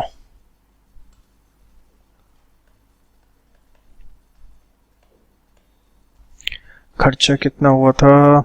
10,000, 20,000, 10,000। अरे यहाँ जरूर लेना भाई, यहाँ पे गुस्सा मत निकाल देना एग्जाम में, पता लगे यहाँ पे भी ना लेके आओगे। नहीं, यहाँ पे क्यों ले, स्टॉक में नहीं लिया तो ऐसा कुछ नहीं है। यहाँ तो आएगा भाई, खर्चा तो उसे देना पड़ेगा। ये आपका सेल्स 52,000, होपफुली समझ में आ गई आपको। 400 इंटू 130 किया। कमीशन 2% सेल है, सॉरी कमीशन 2% ऑन सेल 1040। तो इसमें मैंने लॉस निकाल दिया। चलो, जनरल P&L, मेरे क्वेश्चनों में लॉस ही निकलता है। तो 62,500 plus 10,000 plus 20,000 plus 1040, 93540, 93540 minus 52,000 minus 700 minus 5,800, 27050, 93540। ठीक है, तो होपफुली आपको ये दोनों चीज़ें क्लियर है। अब नेक्स्ट वीडियो के अंदर हम बेड टाइप्स ऑफ कमीशन, उसके बेसिस पे बेड डेट्स का ट्रीटमेंट, उसके बाद नॉर्मल लॉस देखते हैं, फिर लोडिंग चैप्टर खत्म। यहाँ तक अब आप सारा एक बार रिवाइज कर लीजिए and make a proper notes. Thank you so much. चलिए, अभी तक आपने सारा मेजर पोर्शन समझ लिया, अब छोटी छोटी बातें और करते हैं। आइए सबसे पहले समझते हैं नॉर्मल लॉस। अब नॉर्मल लॉस तो पढ़ लिया सर, ये नॉर्मल लॉस क्या है? देखो, नॉर्मल लॉस क्या होता है? Normal loss is basically industry based loss. क्या बोला मैंने? इंडस्ट्री बेस्ड लॉस, जो कि हर किसी को होना है, चाहे मैं प्रोडक्शन कर रहा हूं, चाहे आप प्रोडक्शन कर रहे हो, it is unavoidable loss, unavoidable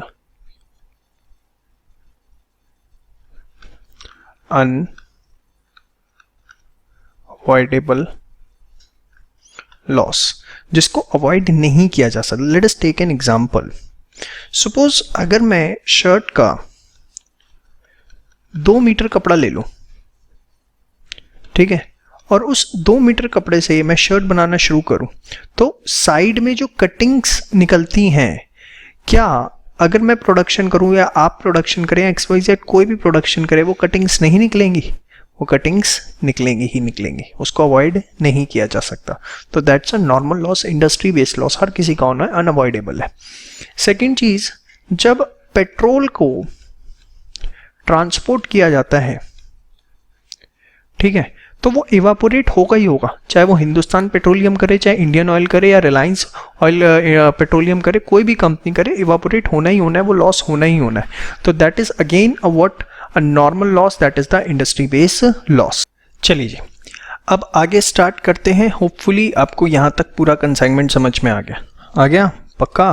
चलो अब बात करते हैं हम लोग नॉर्मल लॉस की।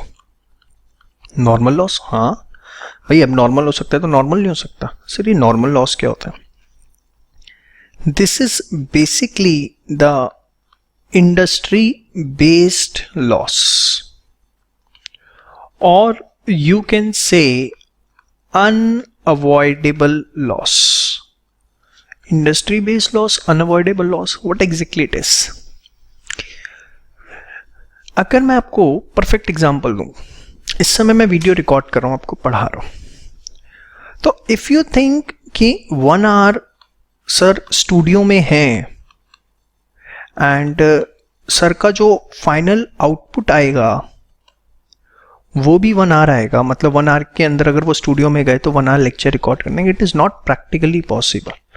If I am in a studio for 1 hour, me और any other teacher, maximum output can be of 20 minutes, effective output, इससे ज़्यादा नहीं हो सकता। देयर आर लॉट्स, कंटिन्यूसली नहीं बोल सकते, सामने देख के डायलॉग बाजी करनी है, थक जाते हैं, हमारे सामने कोई बैठा थोड़ी ना हुआ है, ठीक है, और कुछ अपने इक्विपमेंट्स के भी रिस्ट्रिक्शंस हैं कि इससे एट ए टाइम एक शॉट 5-7 मिनट से ऊपर का नहीं लेना। तो बेसिकली एक आवर में 20 मिनट्स का ही आउटपुट आएगा, मैक्सिमम 40 मिनट्स जो हैं वो दूसरे कामों में वेस्ट हो जाएंगे। तो that is what a normal loss which I can not avoid, whether I am recording this lecture और XYZ, whosoever is recording, this is the constraint that cannot be avoided. So it's a industry based. Let us take another example. If you are transporting the petrol from place A to place B, obviously in transportation some petrol will get evaporated, whether it is of Indian oil or whether it is of Hindustan Petroleum, doesn't matter at all. अगर आप petrol को एक जगह से दूसरी जगह लेके जाओगे, इवापोरेशन होना ही होना है, चाहे वो हिंदुस्तान पेट्रोलियम का हो या रिलायंस का हो, किसी भी कंपनी का हो, तो it's a normal loss. So the loss which can not be avoided at all is called as normal loss. समझ में? Abnormal loss is something that we can avoid, उसको अवॉइड किया जा सकता है, लेकिन जो नॉर्मल लॉस है उसको अवॉइड नहीं किया जा सकता। तो होपफुली आपको मेरी बात समझ में आ रही है। Normal loss which can not be avoided, abnormal loss which can be avoided. So now if this loss cannot be avoided, obviously it will affect my decision making. Abnormal loss was avoidable, one time loss वो one time in nature होता है। तो एक minute मैं इसको रब कर दूं, चलो भाई तू भी गाय। So it affects decision making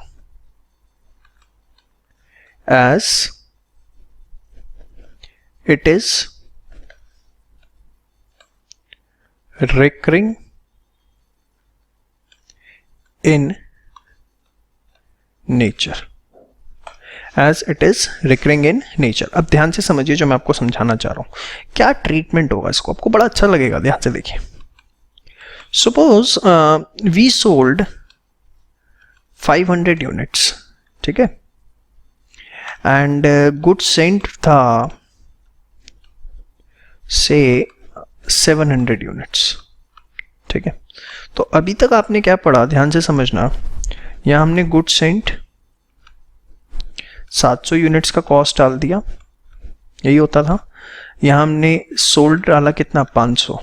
तो याद है मैचिंग कॉन्सेप्ट आपको सिखाया था कि revenue cost should match with the revenue, final accounts में भी सिखाया था। Cost should match with the revenue, cost उतना ही आ सकता है जितना यहाँ पर रेवेन्यू है। तो यहाँ 500 यूनिट्स का रेवेन्यू, तो कॉस्ट भी 500 का होना चाहिए। तो हम यहाँ पर क्या लिख देते थे, क्लोजिंग स्टॉक। या चलो और अच्छा देता हूँ क्वेश्चन में, suppose we have abnormal loss of 50 units. तो मैचिंग कॉन्सेप्ट 500 का यहाँ पर हमारा सेल हुआ है, तो कॉस्ट भी 500 का होना चाहिए। तो हमने यहाँ एबनॉर्मल लॉस को रिवर्स कर दिया कितना, 50 यूनिट से। ठीक है, ये जो है वो सेल्स वैल्यू पर है, ये सब किस पे आएगा, अपनी कॉस्ट पे आएगा। ठीक है, यहाँ पे हमने इसकी 50 की कॉस्ट रिवर्स कर दी, और बाकी हम किस नाम से रिवर्स कर देंगे, क्लोजिंग स्टॉक। कितना, 150 यूनिट। अरे भाई 700 था, उसमें से 50 खराब हो गया, 500 बिक गया, तो क्लोजिंग स्टॉक बचेगा कितना, 150 ही तो बचेगा। तो उसकी कॉस्ट यहाँ रिवर्स कर दी। तो ये दो हम रिवर्स करते थे because of our matching concept, आया ना, पक्का। नॉर्मल लॉस के केस में क्या होगा, बड़े ध्यान से समझना। देखो एक छोटी सी बात समझो, समझोगे, नहीं समझोगे, पक्का समझोगे, चलो ध्यान से समझो फिर। सी, इसी में मैं आपको अगर मैं बोल दूं कि we have normal loss of 25 units, 25 units का नॉर्मल लॉस हुआ है मुझको। हर बार होगा या एक बार हुआ, हर बार होगा। एबनॉर्मल लॉस एक ही बार होगा, यस और नो। अब मुझे पता है कि यार ये 25 यूनिट का लॉस जो है वो हर बार होना ही होना है, I can not avoid it. या कर सकता हूं, नहीं कर सकता। तो होगा क्या, सेकंड केस के अंदर आपने 700 यूनिट्स भेजे, हाँ या ना, out of that 50 abnormal loss, 500 बिक गया, 25 क्या हो गया, नॉर्मल लॉस। यहां कितना बचा, क्लोजिंग स्टॉक में 125। तो उस केस में here I will write down 125, आया ना, पक्का। आप कहोगे सर नॉर्मल लॉस कितना, 25 यूनिट्स, उसकी कॉस्ट लिख दो, मैचिंग कॉन्सेप्ट। टोटल यहां हो गए कितने, 200, यहाँ 700 की कॉस्ट है, तो 500 बचा, 500 मैच हो गया। नो, आपकी थिंकिंग पूरी की पूरी गलत है। अगर मैंने यहां नॉर्मल लॉस लिख दिया 25 यूनिट का, बड़े ध्यान से समझना, एक तरफ मैं आपको बोल रहा हूं it affects decision making, it affects, it is frequent in nature, it is highly frequent in nature, हर बार होना ही होना है, you are sure shot. So the if you are selling 500 units and out of the goods received there are 25 units जो कि normal loss है, हर बार होनी ही होनी है, तो वो मेरी कॉस्टिंग का पार्ट बन जाएगा। It will affect decision making का मतलब क्या है, it will become the part of cost, वो मेरी कॉस्ट का पार्ट बन जाएगा। बड़े ध्यान से सुनो, सावधानी हटी, दुर्घटना घटी, इतनी जल्दी समझ में नहीं आया तुम लोगों को, समझ बोल दिया मैंने। ध्यान से सुनो आप सारी बातें। बेटा यहां मैंने 50 लिखा, 125 लिखा, it's good, it is because of matching concept. If I will write down the normal loss here 25 unit, तो यहां मेरी कॉस्टिंग जो है वो बचेगी बैलेंस कितनी, अगर मैं 700 में से 50 की रिवर्स कर दी 125 की, तो अल्टीमेटली जो बैलेंस बचा वो कॉस्टिंग बची कितने की, 500 की, हाँ या ना। जबकि यहां 500 की कॉस्टिंग मुझे नहीं लेनी, मुझे यहां 525 की कॉस्टिंग लेनी है, क्योंकि नॉर्मल लॉस जो है वो हर बार होना है। अगर मैं इसको यहां पर 25 लिख दूंगा, वहां मैं अपनी कॉस्टिंग कम कर दूंगा, तो मेरी जो प्रॉफिट्स आएंगे वो मैनिपुलेटिव हैं, वो गलत हैं। ये नॉर्मल लॉस जो है ये परमानेंटली मेरी कॉस्ट को बढ़ा देता है, इसीलिए आपको इसे यहाँ पर रिवर्स करने की ज़रूरत नहीं है, क्योंकि जब आप इसको रिवर्स नहीं कर रहे क्रेडिट साइड ले जाके तो ऑटोमेटिकली वो वहां पर आ गया और उससे आपकी कॉस्टिंग बढ़ गई। देखो टेक्निकली पढ़ा है, हो सकता है आपके दिमाग में ना जाए, जिसने हल्का सा भी ध्यान से सुना उसके दिमाग में नहीं जाएगा, जिसने ध्यान से सुना है समझ में आ गया, और जिसको रट्टा ही मारना है वो तो ये समझ लो नॉर्मल लॉस देख लिया तो कोई ट्रीटमेंट नहीं होगा। जिसने रट्टा ही मारने की सोच रखी कि मेरे को तो जी रटना मारना है, अब मुझे इतनी बातें मत समझाओ, no treatment in consignment account. लेकिन why we are not treating it? The reason is only one. If I will credit it here, this will reduce down my cost, which I cannot afford because it is my permanent cost. It affects my decision making. It is not my cost only. It is an industry based loss. It is an unavoidable loss. इससे अच्छा नहीं बता सकता पक्का। एक और तरीके से समझा दूं last. Suppose you purchased 500 units for rupees 50,000, ठीक है। Out of this 10% units get lost, get या 500 यूनिट्स आपने 5,000 का खरीदा, जिसमें सपोज आपका नॉर्मल लॉस है 10%, ठीक है। तो you are paying 50,000, it is your normal loss is 10%, तो आप नॉर्मल लॉस परमानेंट, तो आप कहोगे यार हर बार 500 यूनिट 50,000 की आती है पर मिलती तो मुझे 450 ही है, तो when you will find out the per unit cost you will take divided by 450। Yes और नो? क्यों क्यों क्यों? 500 यूनिट 5,000 की लाते हो, नॉर्मल लॉस है 10%। देखो अगर मैं 50,000 डिवाइड बाय 500 निकाल दूं तो मेरी पर यूनिट कॉस्ट आती है 100, पर फ्रैंकली स्पीकिंग मुझे तो 100 से हर बार ज़्यादा का पड़ता है, क्योंकि मुझे 500 यूनिट 50,000 की लाता हूँ तो मुझे मिलती कितनी है 450। तो फ्रैंकली स्पीकिंग माई पर unit cost will be the 50,000 divided by 450, that is 111 per unit. Now this is what increasing my costing, this is affecting my decision making. समझ में आए? क्वेश्चन कई बार ऐसे भी पूछ लेता है 1-2 मार्क्स के अंदर, 500 यूनिट 50,000 का नॉर्मल लॉस 10% है, तो बताओ आपकी पर यूनिट कॉस्ट क्या होगी। बट अगर यही क्वेश्चन मैं ऐसे दे देता आपको,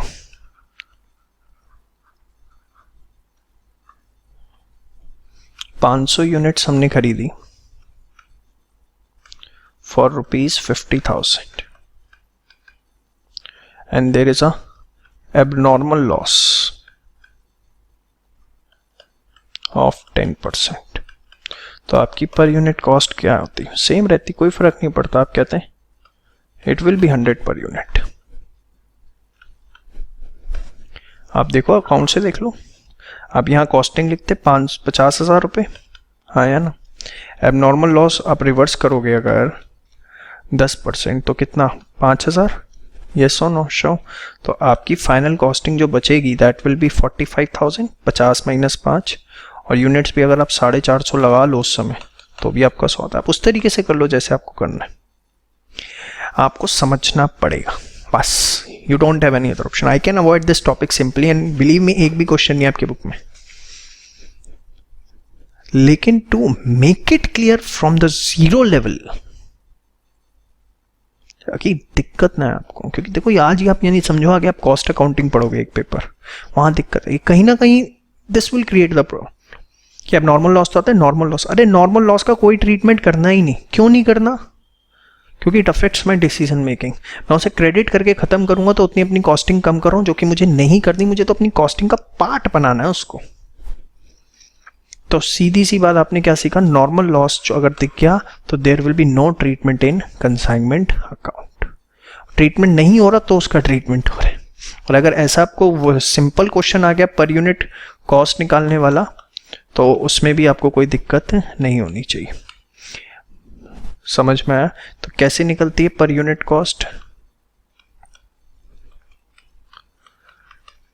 total cost divided by number of units minus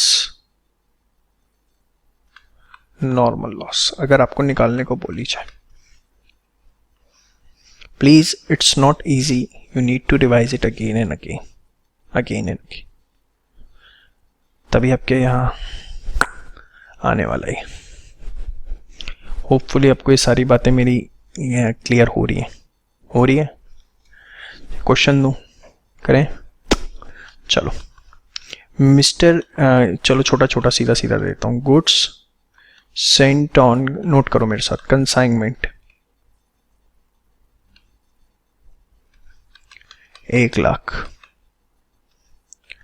consignors expenses 5,000, consignee's expenses 8,000, ठीक है। नॉर्मल लॉस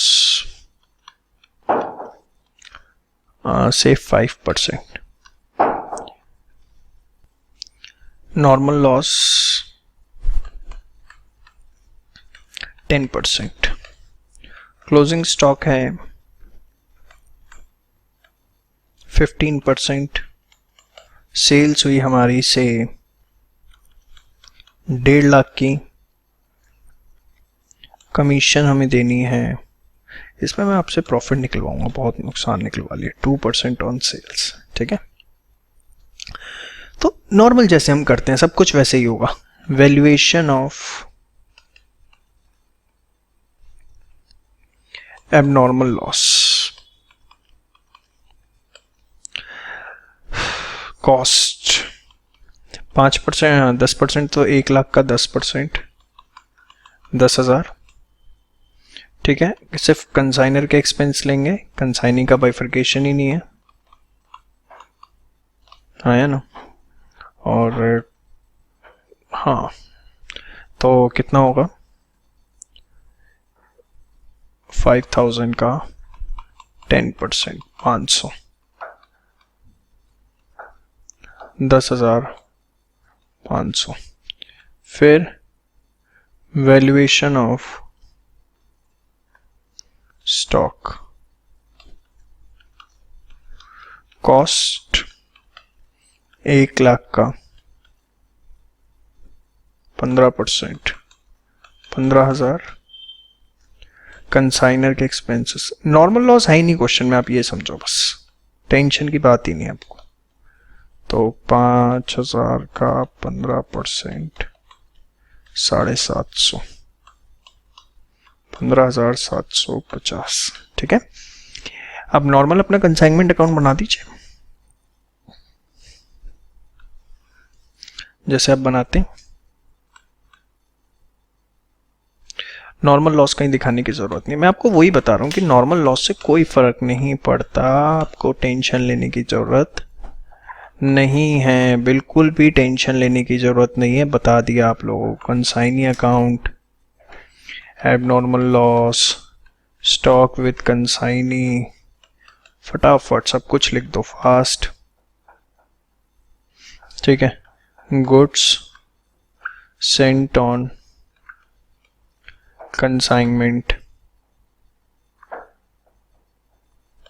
बैंक कितना खर्चा आया, कंसाइनी का कितना आया, कमीशन भी पकड़ भाई तू, एक्सपेंस तेरा अलग, कमीशन अलग, और यहाँ पे जनरल P&L।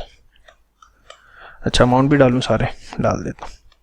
1,00,000, ऐदा खर्चा 5,000, आया 1,50,000 जी, 10,500, 15,750, 15,750, इत्थे 8,000 ते 2% कमीशन, सब कुछ मैंने आपको बोला, कोई ट्रीटमेंट ही नहीं होगा इसमें। तो लाख जमा 10 500 जमा 15 750 जमा 1 लाख 8 5 13 7 5 55,750 बैलेंसिंग फिगर। तो ये आ गया 1.5 लाख जमा 10 500 जमा 15 750। ये आपका बन गया कंसाइनमेंट। तो आपको घबराने की ज़रूरत नहीं है अगर एग्जाम में नॉर्मल लॉस आ जाए। एक भी क्वेश्चन नहीं आपकी बुक में, वैसे यहाँ ये क्वेश्चन ज़रूर देखने को मिल सकते हैं। किसी भी बुक में किसी भी लेवल पे क्वेश्चन नहीं होता नॉर्मल लॉस का, बट बी रेडी, क्या पता कब आ जाए। ठीक है, गॉट इट, श्योर। अब नेक्स्ट वीडियो में हम बात करने जा रहे हैं कमीशन की, which is one of the most important concept, the types of commission. Till that enjoy this. Hello friends, थोड़ी लास्ट वीडियो हैवी हो गई है, चलो कुछ नहीं होता, अब थोड़ी लाइट वीडियो है। Types of commission. देखो, कंसाइनर कंसाइनी को 3 तरह की कमीशन दे सकता है। ऑर्डिनरी कमीशन, थ्योरी के पॉइंट ऑफ व्यू से इंपॉर्टेंट है, प्लीज ध्यान से देखें। प्रोवाइडेड ऑन टोटल सेल्स,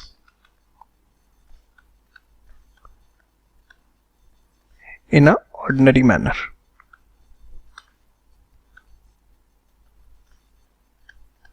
जैसे हम नॉर्मल कंप्यूटेशन करते हैं वैसे ही जो एक नॉर्मल कमीशन दी जाती है, दैट्स ऑर्डिनरी। 2 अगली कमीशन बहुत इंपॉर्टेंट है मेन, डेल क्रेडर कमीशन। क्या बोला? Del credere commission. ये क्या होती है, ध्यान से देखिए।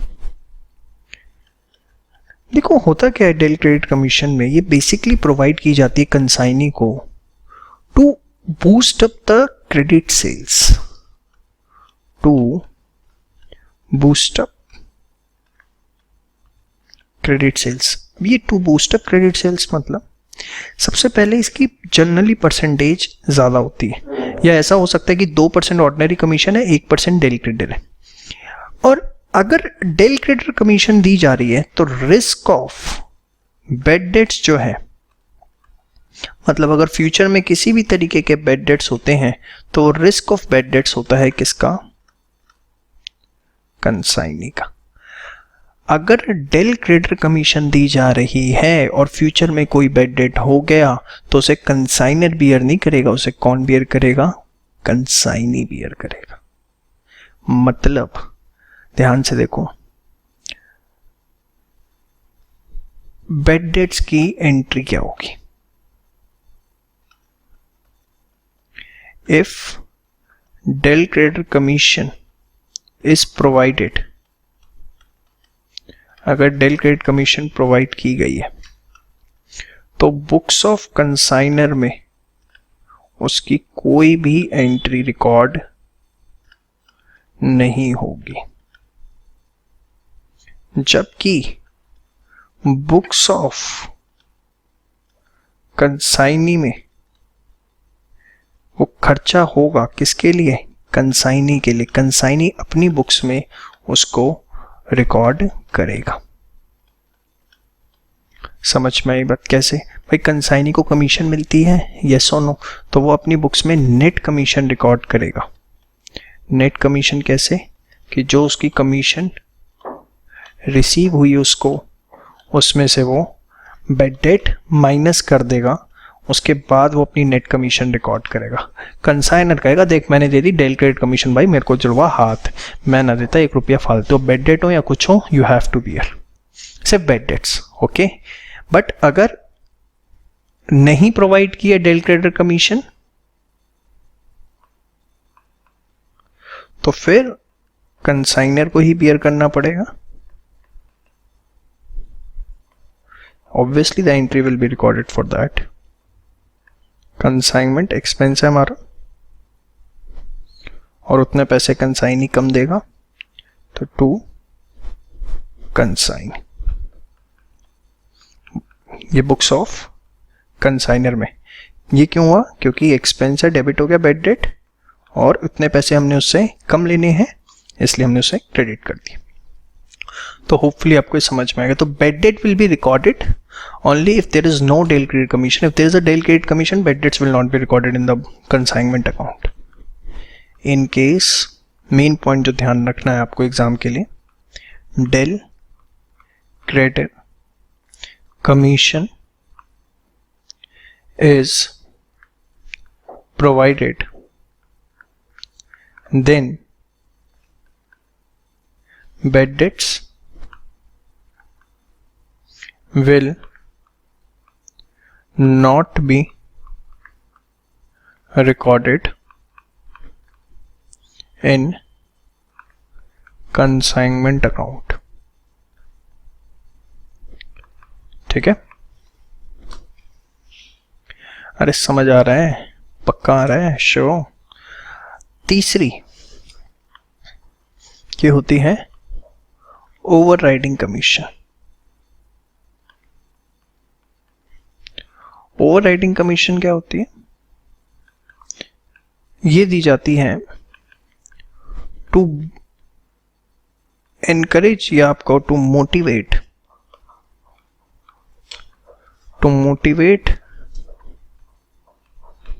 the consignee for making sales at higher value, कि जितने पे माल भेज रहा हूं उससे ज्यादा पर आप बेचो। ये जनरली देखो प्रोवाइड कैसे दी जाती है, ध्यान से देखो। X sent 500 units at the rate of 100 each, ठीक है। 400 units are sold at the rate of 125 each। 400 unit 125 से बेच दी कंसाइनी ने, ठीक है। तो इसने नीचे आपको बोला हुआ है कमीशन is provided, कमीशन जो हम प्रोवाइड करते हैं, that is commission is provided at the rate of 2% on sales plus 10% of excess, 10% of sales value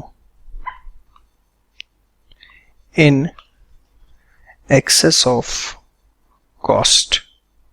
मतलब समझे, 400 यूनिट की सेल्स वैल्यू क्या है ये बताओ, आप सब कुछ छोड़ो। 400 इंटू 125 रुपए के हिसाब से माल बिका, तो if I am not wrong 400 into 125 50,000 रुपये उसकी सेल्स वैल्यू। तो एक तो commission is provided at 2% on sale, इसका 2% सीधा सीधा मिलेगा, कितना हो गया, if I am not wrong 1000 plus 10% of sales value. 10% मिलेगा किसका, सेल्स वैल्यू का। सेल्स वैल्यू कितनी है, 50,000। In excess of cost, in excess of मतलब माइनस कर दो कॉस्ट। अब भैया 400 यूनिट्स की कॉस्ट कितनी होगी बताओ, 400 इंटू 100 40,000 रुपये। मतलब कॉस्ट से आपने जितना ज्यादा बेच पाए उस पे 10% आपको कमीशन मिलेगी। तो 50,000 माइनस 40,000 10,000 हो गया, इसका 2% कितना मिलेगा बताओ, 200 रुपये। तो ये आपका आ गया 10,200। तो ये जो कभी भी ऐसे प्लस करके लिखा होता है this is over riding commission. तो दिस मोटिवेट्स द कंसाइनी कि जितना महंगा माल बेच सकता है उतना महंगा माल बेचे, ठीक है। तो अभी आपने टाइप्स ऑफ कमीशन का भी सारा देख लिया लेक्चर। होपफुली आपको तीनों कमीशन समझ में आ गई। जनरली आपको मैक्सिमम केसेस में ऑर्डिनरी कमीशन ही मिलती है। अच्छा, क्वेश्चन में अगर कुछ स्पेसिफाई नहीं है तो डेल क्रेडिट कमीशन जो है वो आपकी क्रेडिट सेल पे ही दी जाती है। If nothing is, sorry total sale पे is specified, then del creditor commission is also computed on